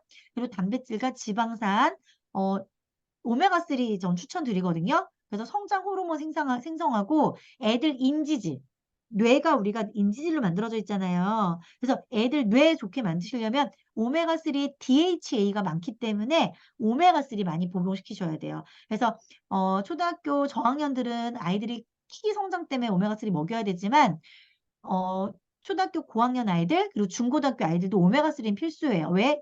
EPA와 DHA가 들어가 있기 때문에. 그래서 오메가3 먹이시고요. 그리고 오메가3랑 오메가6가 있어요. 오메가6는요. 오메가6는 여러분들 피가 철철철 나면은 피딱지가 생겨야 될 거 아니에요. 코피가 쏴 나면 코피가 멎어야 될 거 아니에요. 그때 필요한 게 오메가6고요. 근데 요즘에 우리가 그 코로나 때 혈전 얘기 많이 들으시죠? 혈전에 덩어리 같은 거 둥둥 떠다니는 거 많이 들으셨잖아요. 그리고 요즘에 겨울철이 되면 저혈압으로 많이 쓰러지시고 뇌출혈 많아요. 그죠? 근데 그렇게 혈액이 순환이 안 될 때 필요한 게 오메가3거든요. 혈액이 원활하게 소통하라고 오메가3를 먹는 거예요. 근데 이 비율이 되게 중요해요. 오메가6와 오메가3의 비율이 중요한데 어떤 분들이 요즘에 저한테 많이 물어보시는 게 오메가3 안 좋대요. 먹지 말래요. 해서 안 드시는 분들이 있거든요. 여러분들은 오메가6는 영양제로 안 드셔도 돼요. 왜냐면 집에서 맨날 기름에 부쳐 드시고 튀겨 드시고 하잖아요. 그게 다 오메가6예요. 해바라기 씨유, 카놀라유 이거 다 오메가6입니다. 우리는 오메가6 많이 먹어요. 너무 많이 먹어요, 한국 사람들. 그런데 오메가3를 안 드시는 거예요. 그러면 잘 비율을 생각해 볼게요. 오메가6는 뭐라고요? 피딱지 생기게 하는 거. 오메가3는 뭐라고요? 피 원활하게 잘 통과하라고 돼 있는 거. 근데 이 비율이 내 몸에서 안 맞아. 자꾸 딱지만 만들어. 뇌출혈, 심장질환만 높아지는 겁니다. 이건 아이들도 마찬가지예요. 그래서 오메가3는 요즘 시기는 어떻다? 우리의 식습관 때문에 기름에 부쳐 먹고 튀겨 먹고 치킨 맨날 먹고 이러기 때문에 우리 오메가3는 필수, 온 가족 필수다 말씀드리는 거예요. 자, 아이들의 성장 호르몬도 필요하고요. 자, 그다음에 단백질이 수분과 몸의 산기, 염기, 평형 유지하고요. 면역세포 성분이고요. 호르몬 효소, 글루타치온 형성한다고 합니다. 단백질 필요해요. 이거 하나 캡처해 놓으면 되겠죠? 이거 하나 캡처해 놓으시면 그러면 단백질에 대해서는 뜨시겠죠? 체내 단백질을 구성을 해요. 체내 모든 조직, 그죠? 그리고 막 뼈나 어디가 다쳤어. 그럼 그거 보수해 주는 거. 이거 다 단백질이에요. 우리가 나이가 들면 상처가 잘 안 아무는 이유가 단백질 부족입니다. 애들은 단백질이 많아. 풍부해. 왜 아직 어리거든. 그러니까 생체 결합 조직이 잘 되는 거예요. 그래서 여러분들 빨리 상처가 아물고 싶으면 모공이 빨리 축소되고 싶으면 뭐 하시는 거예요? 단백질 많이 드시면 돼요. 그러면 주름이나 이런 것들도 늦게 만들어져요. 우리 모공이 길어지잖아요. 왜? 나이 들어서 처지니까. 원래 모공이 동그래야 되는데 길어지잖아요. 그죠? 단백질 많이 드셔야 돼요. 그래서 탄탄하게 모공을 동그랗게 만들어주시는 겁니다. 효소와 호르몬의 합성, 생리활성 물질, 영양소 운반. 영양소 운반을 단백질이 한대요. 그래서 어떤 영양제를 드시건 어떤 음식을 드시건 이 영양소들이 몸의 곳곳에 갈 수 있게끔 만들어주는 거는 단백질. 단백질이 하는 역할이 이렇게 많기 때문에 부족하게 먹으면 아이들이 키 성장까지 안 가는 거다라고 제가 정리해서 말씀드렸어요. 그래서 식물성 단백질 영양제 아이들 먹이시면 좋을 것 같고요. 자, 단백질은 몸의 20%를 차지합니다. 열량을 내기도 하고요. 우리 단백질 열량 뭐예요? 열량? 단백질, 지방, 탄수화물 알고 계시죠? 근데 열량을 내지만 몸을 만들거나 기능에도 더 필요하더라. 더 필요하더라. 요즘에 효소 제품들 되게 많이 출시되고 있는 거 알고 계시잖아요. 모든 곳에서 300만 개 효소의 재료가 단백질입니다. 그리고 여기 보시면 요게 중요해요. 어떤 영양제를 드시든 요 중간에 지금 총 20종이라고 돼 있죠. 단백질은요. 필수 아미노산이라는 것과 비필수 아미노산. 결국에 9개, 11개, 총 20개의 아미노산으로 되어 있는데 이 단백질은 모든 제품에 단백질이라고 해서 판매하는 거는요. 스코어 점수가 있어요. 이 스코어 점수를 꼭 확인하고 드셔야 돼요. 100점인 단백질을 드셔야 내가 비싼 금액 내고 영양제 드시잖아요. 흡수가 제대로 됩니다. 근데 이 스코어가 70점이다. 이 스코어가 80점이다. 그러면 절반밖에 흡수가 안 된다고 보시면 돼요. 그래서 단백질의 필수 아미노산 9종과 비필수 아미노산 11종이 다 들어있는지 스코어 점수가 100점인 영양제인지를 꼭 확인하시고 그 영양제를 드시면 좋을 것 같아요. 그거는 안 돼요. 헬스장에서 판매하는 단백질. 그거는요. 이 20종이 들어있지 않습니다. 많아봤자 3개에서 5개 단백질밖에 들어있지 않아요. 그 단백질은 뭐냐면 그냥 몸 펌핑하는 단백질이에요. 그거는 몸에 쌓일 수도 있어요. 그래서 그 근육 펌핑하는 단백질 먹고 뭐 이렇게 소변 쪽이라든지 이런 쪽 질병 생기는 분들 많거든요. 그거는 불균형한 단백질입니다. 그냥 근육 펌핑하는 거예요. 그래서 그 단백질이랑 다릅니다. 우리가 필요한 단백질은. 자, 1일 필요량은 얼마냐면 내 몸무게만큼의 그람 수예요. 예를 들면 잼잼님이 50kg면 하루에 50g 단백질. 우리가 얼음 밥수저로 한 스푼 듬뿍 뜨면은요, 그게 한 15g 돼요. 그러면 50g이면 세 수저쯤은 드셔야겠네요.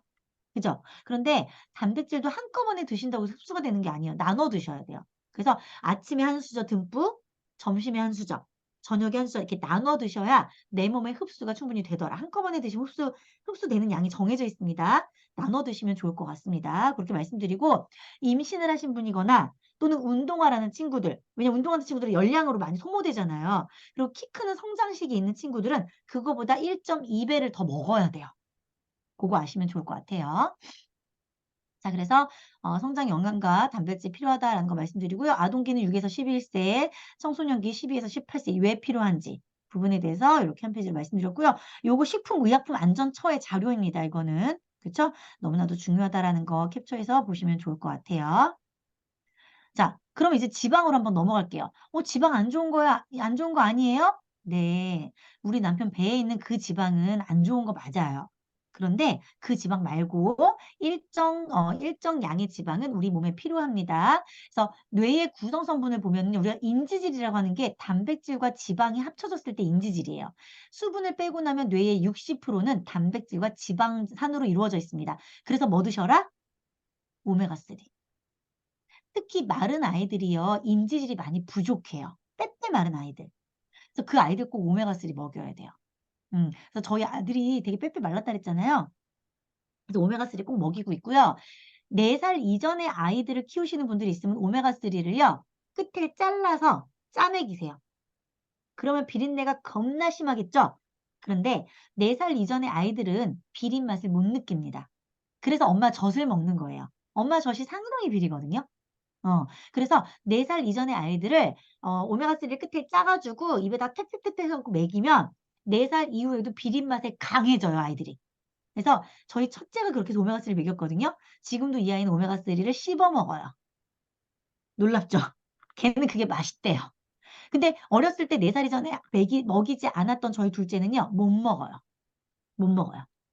그런 게 있고요. 그리고 이제 이 오메가3나 이런 그 오메가3는요. 염증 예방에 엄청 탁월합니다. 그래서 아이들 아토피 있는 분들은 오메가3 먹이셔야 돼요. 아토피 염증인 거 아시죠? 비염, 천식 다 염증인 거 아시죠?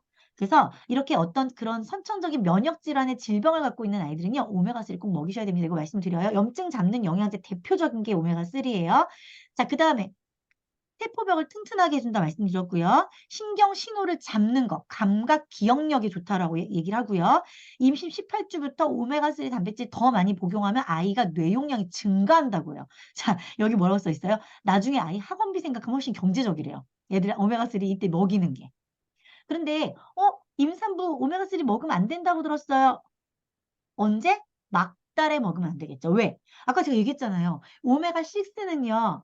피를 멎게 하는 역할. 오메가3는 피가 흐르게 하는 역할. 그쵸? 아이 낳고 나서 지혈이 돼야 될 거 아니에요. 그래서 막달에 한 36주부터는 오메가3를 드시면 안 돼요. 근데 18주부터 오메가3를 복용해야 아이의 인지질에 좋다. 이해되시죠? 자, 인체 호흡에 관여하고요. 혈액을 통해서 세포 조직, 기관, 산소 공급한다. 그러니까 오메가3는 세포의 건강에 필요하다고 생각하시면 돼요. 세포가 건강해야 염증을 잡는 거예요. 그죠? 축농증 있는 아이들 좋겠죠? 그죠? 염증. 염이라는 단어가 들어가는 거. 비염, 축농증. 그죠? 또 뭐가 있을까요? 아토피. 뭐 어디 이렇게 막 고름 차는 아이들. 요런 아이들 다 오메가3 먹이면 좋습니다. 어른들도 마찬가지예요. 우리 황현지님 아토피 있는 둘째 오메가3 먹이고 있는데 생선 알러지까지 있어서 도움이 많이 되는 것 같아요. 아, 그래요? 정보 감사합니다. 자, 지방산의 역할, 혈의 응고 정상화, 혈관 벽에 있는 불필요한 콜레스테롤 제거. 이것 때문에 사실 노인들만 먹어야 된다라고 우리가 생각을 하고 있었거든요. 근데 아니다라는 거 말씀드리고요. 백혈구 기능을 향상시켜 면역력 강화에 도움. 자, 여기서 제가 하나 말씀드릴게요. 요즘에 18세 이상 청년들이 백혈병이 상당히 증가하고 있어요. 그 이유가 뭐예요? 몸에 염증 수치가 높기 때문입니다. 근데 그걸 뭘로 잡아줘야 돼요? 오메가3. 우리 아이가요, 엄마가 워킹맘이다 보니까 맨날 밖에 나가서 학원 돌아다니면서 애들이랑 인스턴트만 먹어요 하시는 어머님도 여기 계실 거 아니에요. 오메가3 먹이세요. 그래야 아이들이 엄마 아빠가 없는 상황에 친구들과 아무리 인공식품 먹고 해도 조금이나마 도움을 줄 수 있겠죠. 인스턴트 많이 먹이는 애들이 특히 먹어야 되는 두 가지 중에 하나가 오메가3입니다. 나중에 한 가지는 제가 또 말씀드릴게요. 자, 그리고 갑상선이라든지 부신선 호르몬의 그 기능을 도움을 준다 그랬잖아요. 그래서 특히 여자애들 갑상선 기능 저하 또는 항진 이런 거 있는 친구들 이게 갑상선이 특히 딸한테 유전이 많이 되더라고요. 엄마들이 있는 경우에. 그런 경우 오메가3 미리 먹여주시면 좋고요. 전립선, 뇌, 심장 이 조직이 얇은 예를 들면 심장병도 타고난 아이들 있잖아요. 그런 경우 비타민 D와 협동해서 조직에서 칼슘과 인의 조화를 이루도록 한다. 라는 거 근육과 뼈를 튼튼하게 한다. 간과 신장 기능 왕성하게 한다. 사실은 이렇게 배우면요 다 중요해요. 오늘 아마 이거 강의 듣고 나면 그래서 강사님 뭐 영양제 뭐 다 먹으라고 지금 오늘 강의하는 거예요. 근데 이 필요성을 우리가 알아야 뭐가 우리에게 먼저 중요한지는 알 수 있을 거 아니에요. 다 먹일 순 없어. 우리 가정이 그럼 파탄날 거 아니에요. 근데 우리 아이들의 상황에 따라서 우리 아이들의 식습관에 따라서 엄마 아빠가 현명하게 뭘 먼저 먹일지는 알아야 된다는 거예요. 사실은 다 먹이면 제일 좋아. 돈을 많이 벌어 그냥. 돈을 그냥 많이 벌어. 자, 그런데 오메가3 먹이라고 했더니 꼭 이런 분들 있어요. 우리 애들 생선 열심히 먹여요. 자, 생선을 굽잖아요, 일단. 열에 굽잖아. 그죠? 그럼 지방산은 다 모두 어떻게 된다? 파괴된다. 뭐예요? 살만 먹는다. 살만, 쫀득쫀득한 살만 먹는다라는 겁니다. 쪄서 먹거나 회로 먹는 게 도움이 되는데, 근데 문제는 뭐예요? 요즘에 중금속 때문에 난리잖아요. 중금속은 우리 몸에 한번 들어가면 박혀갖고 안 나옵니다, 여러분. 미세먼지에도 중금속이 막 둥둥 떠다니는 거 아시죠? 미세먼지에 중금속이 타서 야호! 이러면서 콧구멍으로 들어가는 거거든요. 근데 애들이 코가 비염으로 꽉 막혀 있잖아요. 그러면 이게 입으로 숨을 쉬니까 폐로만 가는 거예요. 그래서 요즘 애들이 폐병이 많은 거고. 근데 코로 숨을 쉬어가지고 그나마 이제 뇌로 가잖아요? 뇌에 중금속이 쌓이니까 애들이 기억력이 안 좋은 거예요. 어. 코로 숨을 쉬어야 산소도 뇌로 가서 머리가 도는 건데 비염인 아이들이 머리가 어지러운 이유는요. 뇌로 산소가 안 가서예요. 그러니까 어지러운 거야. 그러니까 비염을 고쳐줘야 집중력도 높아지는 거죠. 야호 안 반갑죠, 그죠? 미세먼지 꺼져. 자, 지방. 불포화 지방산 부족 심화.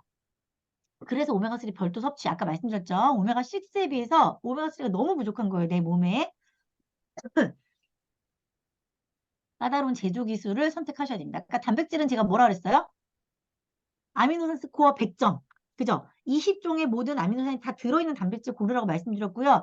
오메가3는요, 투명한 거 고르셔야 돼요. 오메가3 중에 가끔 가다가 막 갈색 껍데기 이렇게 막 단단하게 쌓여져 있는 거 있어. 왜냐면 생각해보세요. 오메가3는 기름이에요. 산화가 잘 된다는 뜻이에요. 그래서 저렴한 그런 어떤 제조회사에서 납품하는 오메가3는요, 갈색이에요. 얘가 산화가 됐는지 안 됐는지를 감춰버리는 거야. 근데 좋은 오메가3를 생산하는 곳은 일단은요, 겉에 아주 말끔하게, 투명하게 만들어요. 노란색, 하얀색, 반짝반짝합니다. 그리고, 그 진공 상태의 포장에 되게 신경을 많이 써요.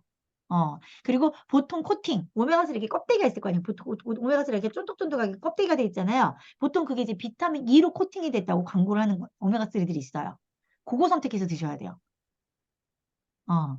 까만 거 먹는다, 안 먹는다? 안 먹는다. 갈색 먹는다, 안 먹는다? 안 먹는다. 투명하고 노란색 먹는다. 일본 거 먹는다, 안 먹는다? 안 먹는다. 아시겠죠? 그래서 유통을 신경 쓰셔야 됩니다. 오메가3는 어떤 건지. 그리고 어떤 거는 연어, 고등어가 있고요. 어떤 건 잡어 있어요. 잡어. 잡어. 이것저것 잡어. 그죠? 그런 것도 좀 신경을 쓰셔갖고 보시면 좋을 것 같아요. 자, 그럼 비타민 볼게요. 오늘 강의가 늦어지네. 비타민 좀 보겠습니다. 베타카로틴이라고 들어보셨어요? 어디에 많이 있을까요? 그렇지. 우리 황인영 어머니, 황인영님, 이 모양을 보니까 당근 그러고 계셨어. 그죠? 당근이죠. 세포 분열에 도움이 돼요. 세포가 어때요? 분열이 돼야 돼요. 여러분들 마인드맵 어때요? 가지치기가 쭉쭉 뻗어나가야 되잖아요. 뭐 질문 하나 했더니 막 답변이 넘쳐나는 아이들이 머리가 좋은 아이들이잖아요. 베타카로틴을 그렇게 생각하시면 돼요. 세포 분열. 그쵸? 근데 부족하면 어떻게 되는 거예요? 피부가 좋아지지 않는다. 그래서 애들 손톱을 보면은 알 수 있다라고 하거든요. 아이들 손톱, 특히 발톱 이렇게 갈라져서 나는 아이들, 베타카로틴이 부족한 아이들이에요. 그죠? 그래서 베타카로틴, 카로틴이라는 거를 먹어야 아이들이 피부가요 쫀득쫀득 점성이 좋아진다고 생각하시면 되고요. 이 카로틴은요 모든 점막에도 좋아요. 여자아이들 질 건강, 남자아이들도 마찬가지 생식기 건강 마찬가지고요. 눈도 점막. 요즘에 미세먼지가 너무 판치다 보니까 눈 점막이 되게 예민한 아이들이 있어요. 툭하면 먼지 때문에 눈이 충혈되는 애들. 그런 애들도 비타민 먹이셔야 돼요. 신체 각 점막의 보호, 눈 시력. 눈이요, 먼지 알러지 있는 애들이 시력이 되게 많이 나빠져요. 왜? 먼지가 자꾸 생채기를 내니까. 건조해서 깜빡깜빡 하니까. 코 비염. 코피가 잘 나는 아이들도요, 점막이 약해서입니다. 그죠? 코피 잘 나는 애들 있죠? 그런 애들도요, 오메가3나 베타카로틴 먹이셔야 돼요. 아까 오메가3도 점막 강화에 좋다, 점막 강화에 좋다 그랬고요. 카로틴도 마찬가지입니다. 귀 중이염.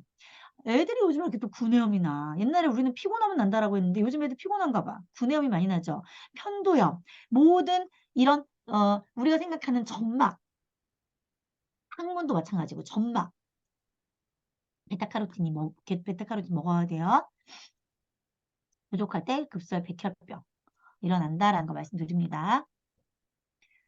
자, 그래서 비타민. 이것도 캡처하세요. 비타민 이렇게 많은 게 있는데 여기 지금 대표적인 게 비타민 B군이잖아요. 비타민 B는요. 비타민 A는 A라고 얘기하는데 비타민 B는 B군이라고 얘기하는 게 이 8종. 8종을 이렇게 세트로 우리가 B군이라고 얘기하는 거예요. 군대처럼 얘네들이 몰려다니는 거야. 몰려다녀. 근데 이 비타민 B군에 우리가 많이 알고 있는 여기 지금 색깔로 제가 따로 표현한 비오틴이나 엽산이 있는 거예요. 엽산은 세포와 혈액을 생성시키고 태아가 뇌나 심장이 만들어질 때까지 너무 중요해요. 근데 우리나라 엄마들이 착각하고 있는 게 임신 초기에만 필요한 줄 알아요, 이 엽산이. 아닙니다. 계속 필요한 거예요. 우리 아이들 커나가는데도 필요한 거고. 자, 그 다음에 보면 비타민 B6도 보면은 뇌신경 전달 물질을 관여해서 자폐아라고 돼 있잖아요. 요즘에 자폐 아이들이 상당히 많아요. 어, 그러니까 결국에 사실은 자폐증도 영양 부족이라고 생각이 듭니다. 이따가 뒤에 제가 유산균 얘기를 할 거거든요. 자폐아, ADHD, 그리고 과민성 대장증후군. 요즘 아이들 그 장 안 좋은 아이들 많잖아요. 다 영양 부족 질병입니다. 그리고 왜 마른 비만 있죠? 마른 비만. 성인도 마찬가지고 아이도 그렇고 얘는 많이 안 먹어요. 근데 배만 이렇게 뻘떡 나와 있어. 마른 비만도 질병입니다. 영양소 부족의 질병. 어, 비타민. 비타민 C. 제가 이렇게 영양제에 대해서 공부한 이유가 저는 성인 아토피가 되게 심했어요. 지금 피부도 좋아 보이죠? 저 화면 보이세요? 저 지금 피부 되게 좋아 보이죠? 이렇게 쫙쫙 늘리고 있잖아. 메기같이. 근데 제가 예전에 되게 심한 성인 아토피였는데 제가 처음 만난 영양제가 이 아세로라라고 하는 비타민 C였어요. 비타민 C. 근데 이 비타민 C가 강력한 항산화제. 그러니까 내 몸을 나쁜 것에서 보호해주는. 예를 들면 우리가 막 모기 많은 어떤 숲에 갈 때 이렇게 뭐 이렇게 뒤집어 쓰잖아요. 모기에게서 우리가 이렇게 막아지려고. 약간 그런 거라고 생각하시면 돼요. 강력한 내 몸에 면역을 쫙 입는 것 같은 느낌? 강력한 항산화제. 그래서 비타민 C였어요. 이걸 제가 처음 만났는데 이걸 먹고 피부가 많이 좋아졌어요. 자, 체내 활성산소 제거라는 게 뭐예요? 우리는 숨을 쉬면서 이 에너지를 만들고 나서의 그 산소의 찌꺼기들이 내 몸에 남아있거든요. 산소는 필요하지만 내 몸 내에서 활성산소라는 거를 만들어졌을 때는 이걸 제거를 해줘야 돼요. 쓰고 남은 안 좋은 거. 뭐라고 썼길래 다들 웃으셔. 아, 숨 쉬고 하라고. 한서준이 감사해요. 그래, 숨 쉬고 하자. 몰라. 11시 돼갖고 나갈 분 나가. 난 몰라. 그냥 일단은 난 할 거야. 오늘 준비된 건 다 할 거니까 졸린 분 나가요. 자, 세균 및 바이러스 억제. 그래서 면역력이 높아지니까 피부도 좋아지고, 아토피였던 분은 피부가 좋아지고, 천식이었던 분도 천식이 좋아지고, 그죠? 중이염했던 분들도 중이염이 좋아지고, 이건 당연한 거잖아요. 내 몸이 강해지니까, 항산화가 생기니까, 항산화제가 되니까, 이게 면역력이 향상이 되더라는 거죠. 그러면서 암세포 억제. 메가도스 요법이 뭐냐면요. 가끔가다 영양제 이렇게 움켜쥐고 드시는 분들 있으면 우리가 욕하잖아요. 저 아줌마 영양제 저렇게 다발로 먹어. 약을 저렇게 먹어. 이게 아니라 모든 이 치료 요법에는 메가도스라는 게 있어요. 의사들은 이거를 그냥 이 증상을 덮을 수 있는 약을 처방하는 거고요. 영양제는 달라요. 여러분들이 저는 오늘 좀 하나 아셨으면 좋겠는 게 의사 선생님들이 우리가 병원 가면요. 드시고는 영양제를 다 일단 끊으시고요. 이 약만 드세요. 이렇게 얘기하거든요. 그 이유가 뭐냐면 의사들은 영양을 공부하진 않아요. 의사들은 뭘 공부하냐면 질병을 공부해요. 그 질병을 공부하고 예를 들면 내가 이렇게 기침을 해.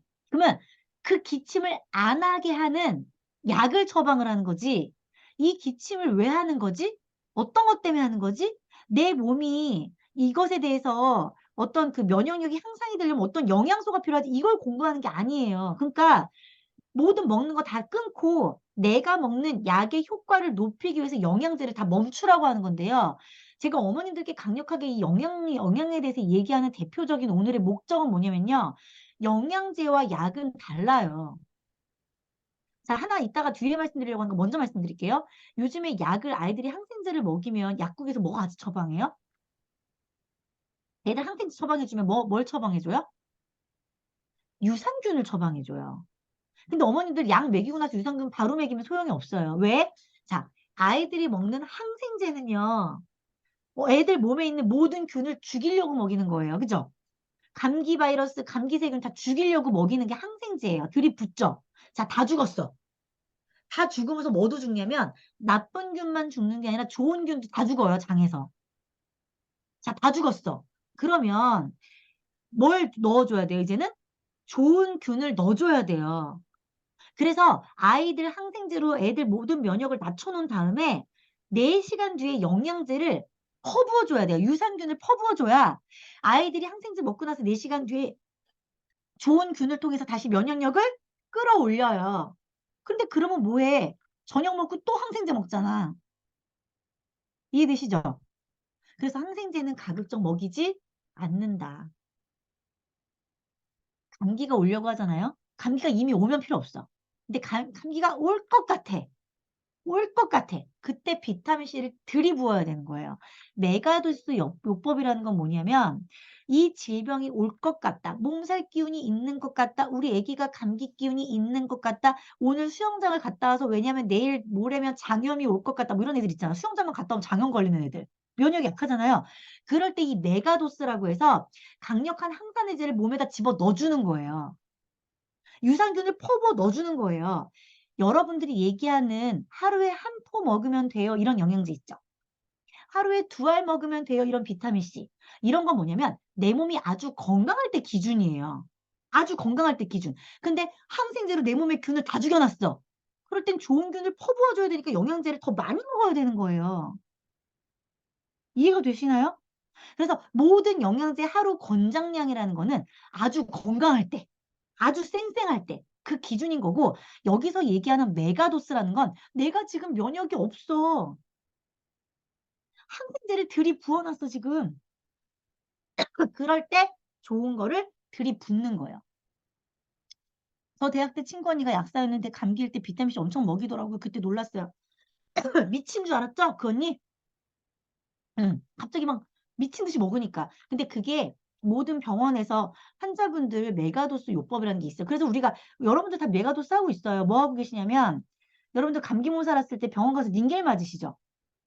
포도당이랑 비타민C 수액 맞으시잖아요. 그게 메가도스 요법인 거예요.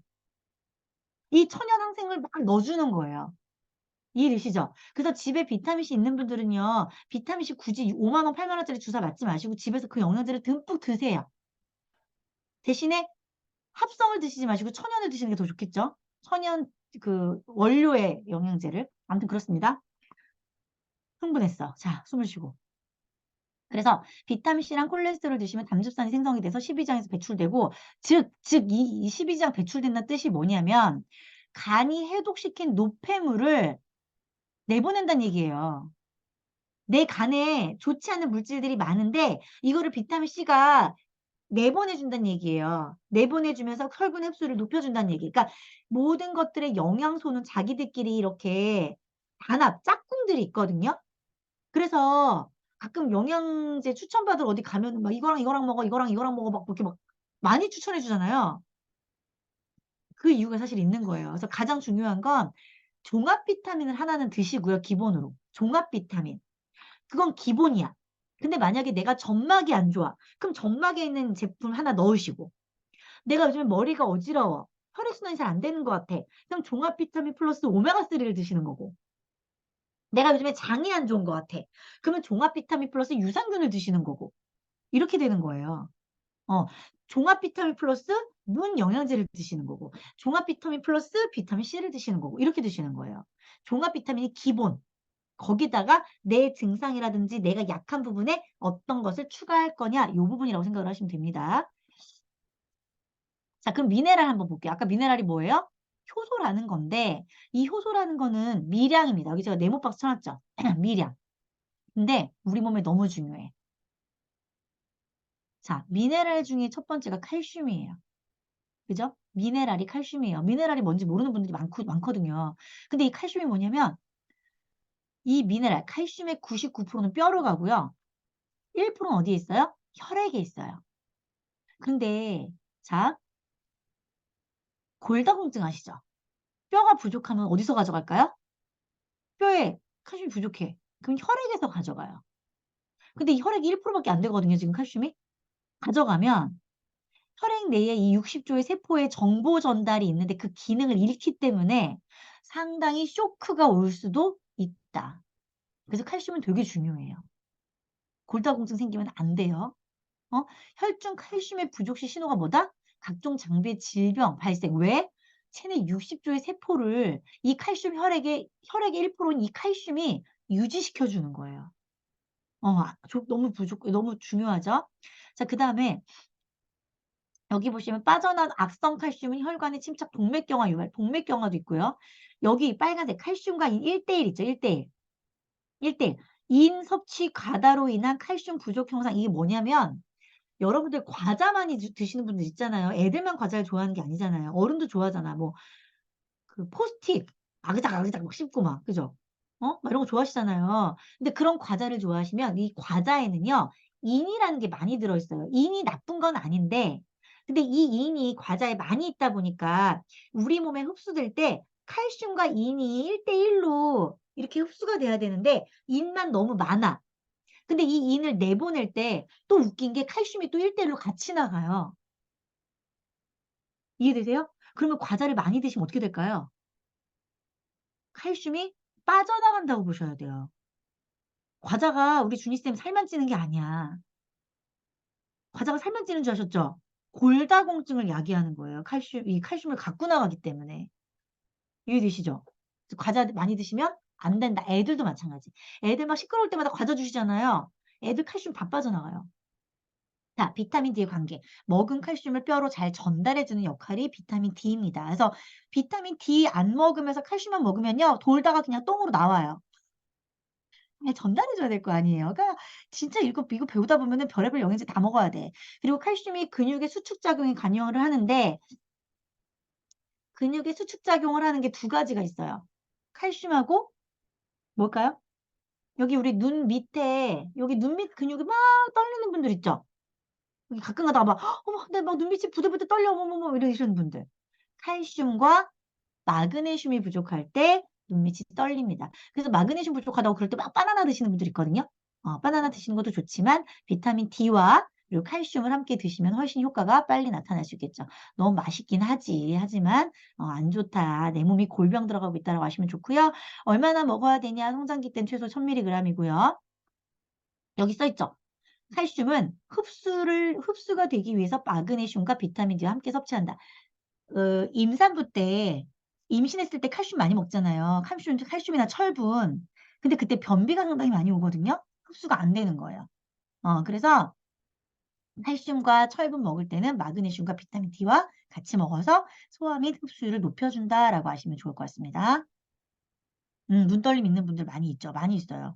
피곤하실 때도 있지만 보통 영양소 부족이라고 보시면 됩니다. 그러니까 우리 몸은요. 다 그렇게 신호를 주고 있어. 근데 우리가 그 신호를 모르는 거예요. 애들 성장통 오는 것도 신호예요. 엄마 나 영양소 부족해. 나 요즘에 다리가 아파, 팔이 아파, 어깨가 아파. 이거 다 성장통이에요. 애들. 아시겠죠? 야, 씨 무슨 젊은 놈이 허리가 아파 뭐 이러지 마시고. 애들이 영양소 부족이구나 이해해 주시면 됩니다. 자, 마그네슘은 뭐예요? 뼈를 코팅해 준대요. 칼슘이 빠져나가지 않도록. 그래서 골다공증인 분들도 마그네슘 같이 드시라고 얘기하는 거고 철분과 마그네슘은 같이 들어있는 제품 드시라고 아까 제가 말씀드렸습니다. 자, 근육의 이완에 관여되고요. 심장병, 심장이 갑자기 멈춰. 그런 분들 119 응급실 실려가거나 하면은 바로 이렇게 주사 놓거든요. 그게 마그네슘이에요. 심장병 응급환자의 경우 가장 먼저 조치하는 게 마그네슘. 그래서 심장이 팔떡팔떡 뛸 때 필요한 거 마그네슘이고요. 아이들 자다가 다리 뭉치는 거 성장통에 마그네슘 효과적이다. 그래서 아까도 말씀드렸죠? 칼슘과 마그네슘 같이 먹여라. 눈밑 경련, 눈에 핀이 안 맞는 이 눈 좌우 불균형. 그러니까 근육에 대해서 되게 중요하다라고 생각하시면 돼요. 마그네슘이. 그래서 이 미네랄 지금 얘기하는 미네랄 어디에 많이 들어있다? 영양소도 중요하지만 물에 많이 들어있다. 좋은 물 많이 먹이셔라 말씀드려요. 자, 겨울철 노인 사망 증가. 왜다? 심장혈관 이완, 심장병, 뇌출혈. 겨울에 많은 거 아시죠? 그래서 미네랄 많이 섭취하셔야 되고요. 자, 300여 개의 효소작용에 관여하는 조효소다 말씀드리고요. 자, 철. 헤모글로빈, 철분 아시죠? 이건 많이 아시죠? 그래서 빈혈에 이 철분과 단백질 같이 드셔라 라고 말씀드리고요. 구리, 이것도 철 운반하는 거. 망간, 태아는 망간 부족 시 뇌 발육 부진. 제가 이거 고려대학교에서 그때 산모교실 때 봤는데요. 이 미네랄 부족으로 태어난 아기는요. 뇌가 발달하다가 말아서 여기 머리 정수리가 움푹 패여져 있어요. 뇌가 생기다 말아서. 뇌가 생기다 말아서. 원인을 보면요. 엄마가 물을 안 마셔서. 엄마가 물을 안 마셔서. 그래서 이 미네랄이 부족하니까 태아가 이거 뇌가 생기다가 만 거야. 그래서 머리가 이게 하트로 생겼어, 하트로. 이 머리가 이렇게 하트로 생겼더라고요. 여기가 움푹 이렇게 빠져가지고. 그래서 미네랄 너무 중요하다 말씀을 드리고요. 요오드, 신경 발달에 필요하고, 뭐 이렇게 필요하다. 아무튼 필요하다. 갑상선 흡수되는 거 방지하고 필요하다. 이 미네랄은 이렇게 좀 넘어가고요. 셀레늄 되게 중요하거든요. 셀레늄은 따로 이렇게 알로 이렇게 뭐라 해야 되죠? 갑자기 생각이 안 나. 정으로 파는 이 셀레늄만 파는 영양제가 있거든요. 이거는 보통요. 바이러스랑 싸우는 암 환자들이 많이 드시는 영양제예요. 그러니까 사실은 질병과 싸우는 분들한테는 함부로 영양제를 권유하면 안 되거든요. 그런데 이 셀레늄은 많이 권해요. 왜냐면 여기 보시면 비타민 E의 2000배에 달하는 항산화 효과고요. 그리고 이거 불임인 분들 이거 많이 드시거든요. 생식 정자의 활동성 뭐 이런 것들을 상당히 반응을 빠르게 높여주는 거예요. 근데 우리나라에서 이게 안 나와요. 그리고 영양제로 섭취하셔야 돼, 이거는. 그래서 면역력 증가, 그래서 성장기 아이나 바이러스, 그러니까 예를 들면 백혈병 또는 암 환자, 아니면 암을 이겨내셔서 완치 판정은 받으셨는데 사실 암 판정, 완치 판정 받아도 늘 불안하시잖아요. 그런 분들은 이 셀레늄 영양제를 좀 따로 구매하셔서 드시면 좋아요. 요거는 좀 가족력이 있는 분들께는 제가 좀 추천을 드립니다. 자, 그다음에 미네랄. 당뇨에 아주 중요한 미네랄은 아연, 칼슘, 크롬. 근데 이 모든 게 사실 수돗물에 들어있거든요. 수돗물에 들어있는데 사실은 수돗물을 그냥 드시면 안 되는 이유는 우리 집까지 오는 그 관이 오염이 되어 있기 때문이잖아요.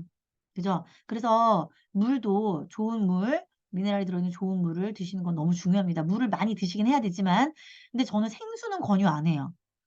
제가 나중에 물에 대해서 좀 알고 싶어 하시는 분들은 따로 말씀을 드리겠지만, 생수는 권유하지 않는 게 미세 플라스틱이 너무 많아요. 이거 뉴스에서 많이 나오거든요? 어머니들 이거 아실 필요는 있어요. 우리가 자꾸 500원짜리, 1000원짜리 생수 사다 먹잖아요. 그거 다 햇빛에 노출되어 있는 곳에 방치되어 있다가 들어오는 애들이거든요? 그래서 그 미세 플라스틱 안에 햇빛과 만나서 상당히 오염물질이 더 증폭된 상태에서 그 물은 우리 집 가정까지 배달되어 오는 거예요. 그래서 애들 미세 플라스틱 많이 먹으면 성불구될 확률이 되게 큽니다. 이건 나중에 물 공부를 제가 원하시는 분들은 따로 알려드릴 건데 좋은 물을 알아보세요. 좋은 정수기를 알아보시고. 생수 사서 먹는 거는 전 제일 반대. 제일 반대. 그거는 제가 나중에 필요하신 분들은 따로 자료도 드리고 알려드릴게요. 자, 식이섬유, 유산균이에요. 영양제는 제가 가장 마지막으로 말씀드리는데요. 제가 강사님 오늘 진짜 많은 영양제에 대해서 말씀을 해주셨는데 가장 중요한 거, 그러니까 제가 만약에 지금 딱 2가지만 먹어야 된다면은 뭘 추천하시겠어요? 라고 말씀드리면 첫 번째 아까 말씀드린 것처럼 종합 비타민. 내가 건강한 상태에서 먹어야 되는 종합 비타민 첫 번째로 권유드리고요. 아이들도 마찬가지예요. 아이들도 종합 비타민이 있으니까. 그리고 두 번째는요. 사실은 유산균이에요. 음. 왜 그런 말, 장청, 뇌청이라는 그런 단어들이 있거든요. 이렇게 뭐 환자혁명이라든지 이런 책들 보면은 장과 뇌가 연결돼 있다라는 이야기를 진짜 많이 해요. 그러니까 장이 망가지면 모든 게 다 망가져요. 그런데 여기 첫 번째 써 있죠. 장이 백수가 되어가고 있다. 장이 요즘에 활동을 안 하더라는 거예요. 왜? 너무 우리가 먹는 이 음식들이요. 장을 힘들게 해요. 그리고 아이들 너무 항생제, 우리나라 남용 국가잖아. 항생제 남용 국가.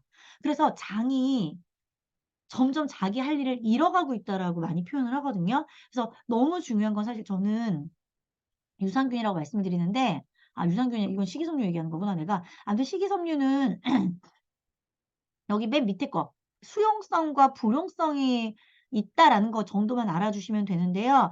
수용성은 혈당 조절을 해주는 거고요. 불용성은 자극을 이렇게 장을 막 움직이게 해주는 거야. 막 움직여서 똥도 막 배출하게 해주고 막 소화도 시켜주고 역할이 좀 달라요. 역할이 좀 달라요. 그래서 수용성 식이섬유도 드셔야 되는 거고 불용성 식이섬유도 드셔야 되는 거예요. 근데 수용성은 보통 물에 잘 녹아서 마시는 걸로 드셔도 되는데 불용성은 보통 씹어 먹는 거 영양제가 많거든요. 물을 많이 드셔야 돼요. 식이섬유의 가장 큰 역할은 배출이거든요. 노폐물 배출. 그래서 물 많이 드셔야 된다라고 말씀을 드리고요. 그리고 식이섬유를 드시는 이유는 중성지방, 중금속 흡착후 배설하는 역할. 그렇게 아시면 좋고요. 아까 어 항생제가 안 좋다고 한 이유가 여기 지금 밑에 보면 유익균 15%, 유해균 15%, 중간균 70%. 원래 이렇게 우리의 장이 있어요.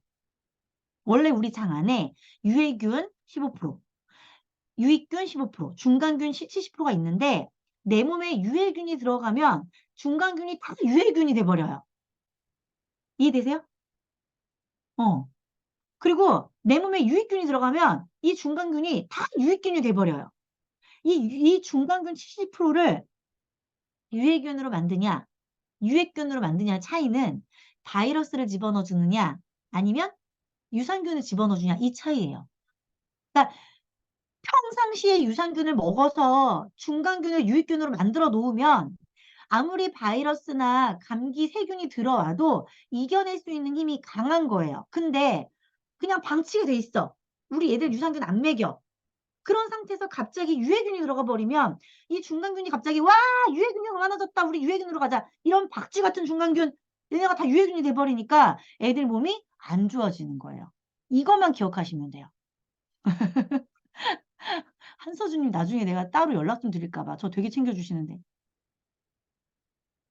음. 그렇죠. 여기 위에 좋은 말씀 해주셨네요. 좋은 거 몸에 넣는 것보다 나쁜 걸 안 하는 게 일단 제일 중요해요. 과자 안 먹는 거. 그죠?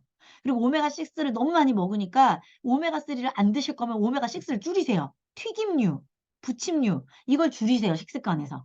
그럼 제일 좋지. 근데 우리가 그게 식습관에서 쉽지가 않잖아. 그러면 영양제로 균형을 맞춰라 라고 말씀드리는 겁니다. 장내 미생물의 균형이 깨지면 장 누수증후군 그리고 과민성 대장증후군 생기는 거예요. 자, 그리고 자가면제가 높아지는 거고. 자, 그래서 프로바이오틱스가 이제 유산균인데 무분별한 항생제 나왔죠. 항암제, 스테로이드제. 스테로이드제를 많이 쓰는 경우가 이제 비염이라든지 아토피 이때 많이 사용을 하는데 이런 경우에 이제 몸에 이 미생물, 내 몸인 다 미생물로 이루어져 있거든요. 유전자보다 더 많은 개수가 미생물이에요. 우리가 자꾸 유전자 수만 생각을 하는데 유전자 수보다 DNA보다 더 많은 게 미생물. 우리 몸은 다 미생물이야. 근데 이 미생물을 악화시키는 거예요. 내 몸을 그냥 악화시키는 거예요. 뭐 때문에? 항생제, 스테로이드제. 그죠? 그래서 바르는 연고 스테로이드제 가급적 쓰지 마세요. 많은 어머님들이 이게 바르는 연고라든지 그리고 우리 씻을 때 바디 샤워 이거 되게 그냥 별 생각 안 하시거든요. 근데 우리 그거 들어보셨죠? 경피독. 피부로 독이 들어가는 거예요. 스테로이드제도 마찬가지고요. 우리가 값싸게 그냥 사는 그 바디 클렌저 아예 씻어낼 건데 뭐 다 몸으로 들어가요. 그 혈액을 통해 다 돌다가 내 아이 아토피, 천식 만드는 거예요. 그래서 저는 피부 바르는 것도 여러분들이 많이 신경 쓰셨으면 좋겠고. 그리고 세탁세제. 세탁세제도 다 피부에 이 옷감에 잔여물로 남아있다가 피부로 들어갑니다. 그래서 세탁세제도 좋은 거 쓰셔야 되는 거예요. 그래서 이제 이런 부분들을 얘기를 하는데 아이에게 미생물을 전달하는 방법이 뭐가 있냐면 일단 엄마가 쏨통 아이를 낳는 거. 그럼 엄마의 질을 통해서 아이가 나오면서 미생물 샤워를 한다라고 하거든요. 그런데 요즘에 제왕절개가 많잖아요. 그러니까 아이가 엄마 몸을 통해 나올 때 가장 먼저 처음으로 선물 받는 게 미생물인데 좋은 미생물 샤워를 해서 면역이 높아져야 되는데 그게 없는 거야. 그래서 세상 밖으로 나왔는데 어 좋은 이 균으로 샤워를 못 하다 보니까 일단 질병에 가장 먼저 노출이 되는 거죠. 그래서 그런 말씀 많이 들어보셨잖아요. 제왕절개한 아이들이 좀 더 약하다, 면역력이 약하다 이게 많이 들으셨잖아요. 그래서 그런 거예요. 그리고 모유보다 분유를 선호한다는 거. 아무래도 분유에는 영양소는 많겠죠. 훨씬 많은 영양소를 넣어서 요즘에 분유 잘 만들잖아요. 근데 모유에는 뭐가 더 많아요? 엄마의 좋은 미생물이 많아요. 그러니까 그거는 만들어낼 수가 없는 겁니다. 이게 참 인체의 신비죠. 그리고 다양한 환경 노출에서 장내 미생물이 지금 많이 부족해지고 있는 상황이다라는 거 말씀을 드리고요. 일단은 그래서 그 유산균을 선택하실 때도 균주 제조회사, 배합회사, 뭐 이런 회사의 신뢰도 이런 게 중요하고요. 일단 유산균 고르실 때 제발 냉장 보관하는 유산균을 드시지 마세요. 냉장 보관하는 유산균. 약국에서 이렇게 냉장고에서 꺼내주는 유산균 있거든요. 아니, 어머니들 생각해 보세요. 랄랄라랄라 이거 우리 많이 들어봤죠? 랄랄라랄라 이러고 장까지 살아가야 된다며. 근데 유산균이요. 내 몸에 꿀꺽하는 순간 내 몸의 온도에서 죽어요. 내 입속에서 죽는다고. 유산균을 살리려고 냉장고에 보관했다며. 내 몸에 들어가는 순간 죽어요. 장까지 살아가는 애가요, 희박합니다. 그래서 유산균 제대로 만드는 회사는요, 냉장 보관 안 해요. 그 원리를 알고 있기 때문에. 뭔지 이해되시죠? 그래서 냉장 보관하는 유산균 사드시는 거 아니고요. 그리고 이제 코팅 없이 장까지 도착해야 돼요. 왜냐면 막 코팅이 잘 된 유산균이라고 또 한동안 광고를 많이 했거든요. 근데 코팅이 너무 잘 돼서 장도 통과해. 똥으로 나와 그냥. 코팅이 너무 잘 돼가지고. 반짝반짝하게 나와. 아주 새거 새삥으로 나와. 안 되겠죠? 그래서 코팅 없이 장까지 도달해서 장착하는 멋진 아이를 사야 되는 거야. 그러니까 이런 거를 선택하는 걸 우리 엄마들이 배우지 않으면 헛돈 쓰는 거예요, 사실은. 그죠? 그래서 안정성, 기능성 검증된 거. 우리끼리 좋아요가 아니라 임상 연구 논문 다수가 필요하다. 그래서 제가요, 이 회사 하나만 소개할 건데요. 나중에 여기 한번 검색해 보세요. HEM 파마. 좋은 정보 하나 드릴까? 주식 좋아하는 분들. 내년에 이 회사가 상장한대, 주식 상장. 사야 돼. 사야 돼. 왜냐면 여러분들 그거 들어보셨어요? 안젤리나 졸리 아시죠? 안젤리나 졸리가 가슴을 절제한 거 아시나요? 어. 왜 절제했어요? 내가 유방암이 걸릴 확률이 높다라는 거를 검사를 병원에서 해서 유방을 절제를 했잖아요. 그죠? 그 검사를 하는 회사가 이제 미국에 있는데 그 미국에 이어서 그런 그 정도 수준의 내 몸의 미래 질병을 미리 예측할 수 있는 기술력을 개발한 회사가 이제 이 HM 파마예요. 여기 대표가 이제 우리나라 사람 한 명, 외국분 한 명, 이렇게 두 분이 같이 한 건데 여기 보시면 셀트리온, 여기 왼쪽 페이지 보면 셀트리온이라고 있잖아요. 여기서 이번에 이 회사를 이게 투자를 했대요. 연구비를 투자를 했는데 여기서 이번에 파킨슨병 치료제를 개발을 한대요. 음. 그러니까 이거는 정말 대단한 거. 그러니까 저도 그런 거 사실 잘 몰라가지고 뭐 그러거나 말거나 뭐 이랬는데 우울증 치료제 이건 이미 임상 통과를 했고요. 임상 통과를 했고 이거는 그러니까 이제 영양제를 넘어서 치료제인 거거든요. 근데 이 회사가 저는 유산균 회사로는 여러분들이 선택하기 가장 좋은 회사라고 생각을 해요. 그래서 여기 회사를 검색해 보셔. 검색해 보셔. 그래서 애들을 영양제 이런 게 관심 많다. 아, 브라카 유전자? 아, 거기가 브라카 유전자예요? 아까 그 안젤리나 졸리 얘기한 게 브라카라는 그거예요? 저 몰라가지고. 아무튼 거기와 지금 박빙의 기술력을 갖고 있는 거고 여기 지금 삼성 서울병원부터 시작해서 모든 대형 병원에 다 들어가 있어요. 다 들어가서 그 병원의 VIP들만 검사하는 기술력을 가지고 지금 유산균을 지금 개발을 해서 이미 판매가 되고 있거든요. 여기 한번 알아보셨으면 좋겠고요. 이 마이크로바이옴이 그래서 뭐냐라고 얘기하면 이젠 유산균이라고 안 불러요. 유산균이라고 안 부르고 이제 마이크로바이옴이라고 부르는 건데 여기 왼쪽에 보시면 장에 약 1kg에서 2kg 정도 우리 몸에 미생물이 존재를 하는 거예요. 얘가 우리 모든 거의 질병을 관여해요. 자, 여기 보시면 우울증, 불안증, 인지능, 파킨슨병, 자폐증, 폐질환, 아토피, 건성 다 나오죠. 그리고 특히 오늘 우리가 아이들 건강이잖아요. 아이들 건강 이런 거 많지 않나요? 요즘 아이들 우울증 많고요. 자폐 많고요. 아토피 건성 많고요. 그리고 과민성 대장증후군 많고요. 아이들 크론병이 요즘에 엄청 많아요. 크론병이 엄청 많아요. 근데 크론병이요. 한 번 생기면 잘 안 없어져요. 그러니까 내가 그 질병을 앓고 있는 시간에 3배 정도의 시간이 걸린대요. 고치려면. 아이가 만약에 크론병을 3년을 앓았으면 9년 동안 치료해야 그 크론병이 낫는 거예요.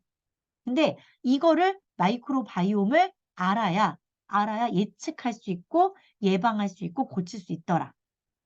라는 거고 이거 제가 그쪽 강의 듣다가 캡처한 건데 여기 보시면 이 마이크로바이옴이 비타민 D와 같은 이런 어떤 영양분의 흡수를 증가시키고 골다공증 같이 뼈 건강에 좋은 기능을 한다라는 그런 논문 내용들이에요. 논문 내용. HM 파마에서 공개한 논문 내용.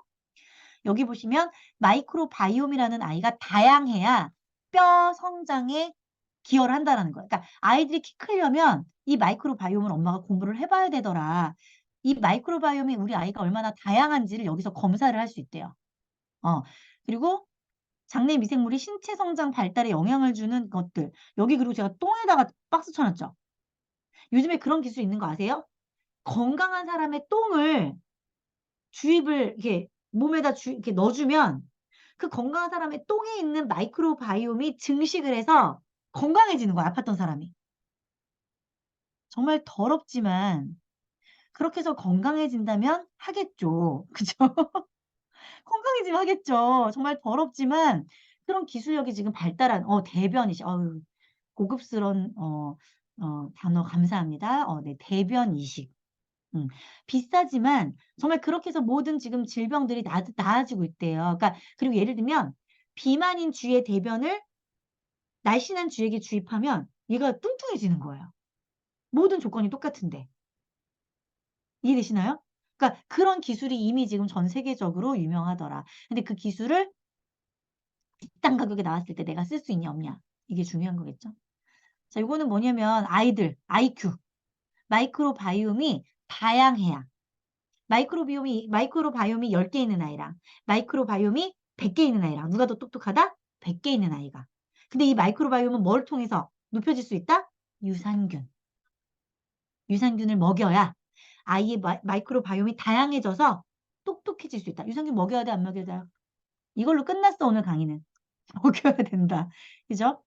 자, 여기 보면은 비만이지 않았던 사람이 비만이 되고 있죠. 이것도 마찬가지로 마이크로바이옴의 다양성이에요. 다양성이고 여기 지금 오른쪽에 그림 있잖아요. 이거 제가 지금 이거 영어여가지고 막 아까 검색 이렇게 써봤거든. 단어 다 뒤져갖고 찾아봤거든요. 아이들 혈액에 뭐가 흐르는지. 그죠? 그래서 뭐 포만감, 지방, 염증, 장증후군, 비만, 심혈관 질환 이런 모든 것에 이 마이크로바이옴이 다양하냐 정렬에 따라서 질병으로 가냐 안 가냐가 정해진다고 해요. 예측되어진 질병. 그 말씀을 드리는 거고. 자, 오늘 제가 이렇게 강의하고 이제 한번 좀 이렇게 마무리를 해볼게요. 1시간 반이 됐네. 제가 이런 거 공부를 왜 하기 시작했냐면 저는 어쨌든 제가 아토피였고 제가 건강이 약했고 제가 2020년에 자궁에 좀 좋지 않은 질환이 2번 있었다 보니까 저는 되게 건강에 언젠가부터 관심이 가기 시작했어요. 그래서 건강 강의를 많이 들어요. 그런데 자 여기 보세요. 영유아 검진은 5세까지 하잖아. 그죠? 그리고 우리가 아이들 그 영유아 검진 표도 있었잖아요.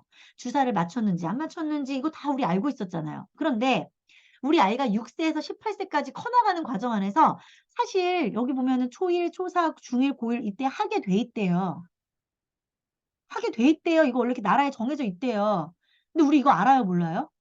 몰라요. 우리 아이가 표준에서 높은지, 표준에 낮은지, 어떻게 잘 성장하고 있는지 우리 아는 지표가 없잖아요. 이거 우리 알아야 된다라는 거예요. 저 아토피 엄청 심했어요. 나중에 사진 한번 보여드릴까요? 여기가 코 양옆으로 빨개가지고 피부가 빨갛고 간지럽고 두껍고 울퉁불퉁했어요. 그래서 화장도 안 받았어요.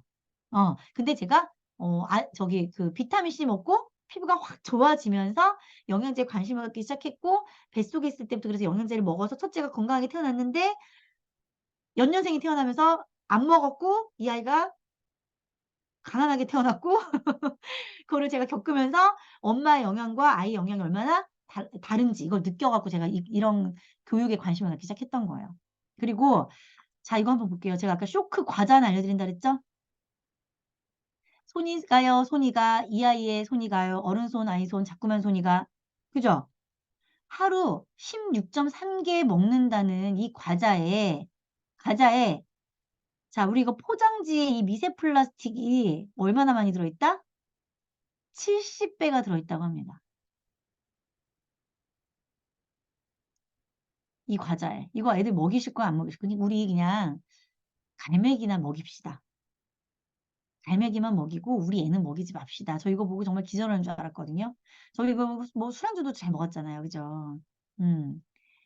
그리고 여기 보시면 세계에서 가장 미세 플라스틱으로 오염된 지역 보이세요? 어디예요? 우리나라예요. 우리나라입니다. 음. 그렇기 때문에 정수기도 좋은 걸 쓰셔야 돼요. 미세 플라스틱 걸러주는 정수기 쓰셔야 되는 거고요. 새우 땡 먹이면 안 되시는 거고요. 그래서 생수 먹이시면 안 되는 거예요.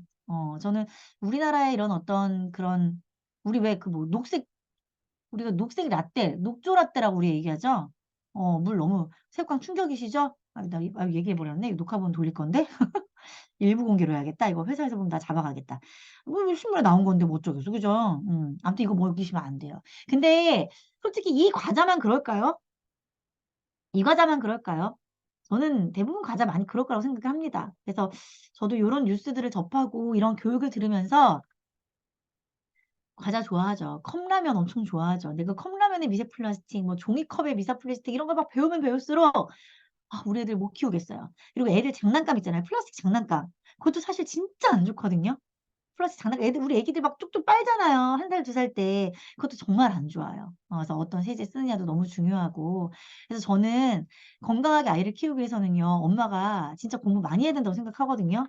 오늘 제가 알려드린 거는 정말 제가 배운 것 중에 세 발의 피고요. 제가 저희 포스터 올려드렸잖아요. 진짜 뭐 우리 피부의 노화, 두피 요즘에 이거 진짜 이 탈모 고민하는 분들 너무 많고 그리고 또 이제 다이어트 어떻게 해야 돼. 다이어트도 질병이라니까.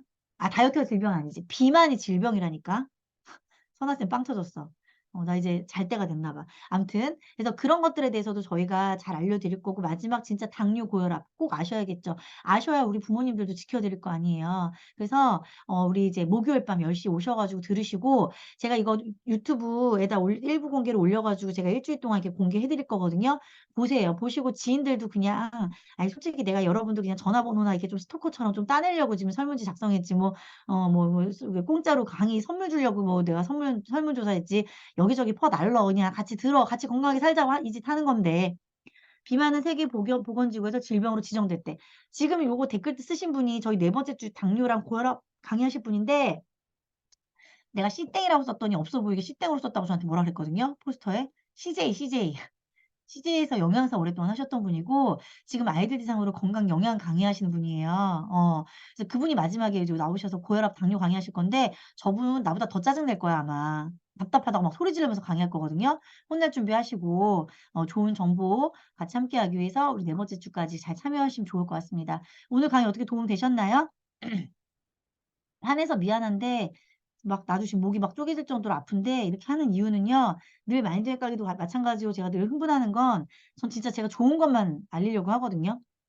알리려고 하는 거고 2024 년에 진짜 놀라운 특강들을 지금 줄줄이 만들고 있는 이유도 제가 진짜 전 좋은 거 나누고 싶은 마음이 되게 큰 사람이에요. 생긴 거는 못돼 처먹게 생겼는데 음 의외로 착한 사람이니까 많은 강의 나눌 테니까 오셔서 이렇게 빵 터졌네.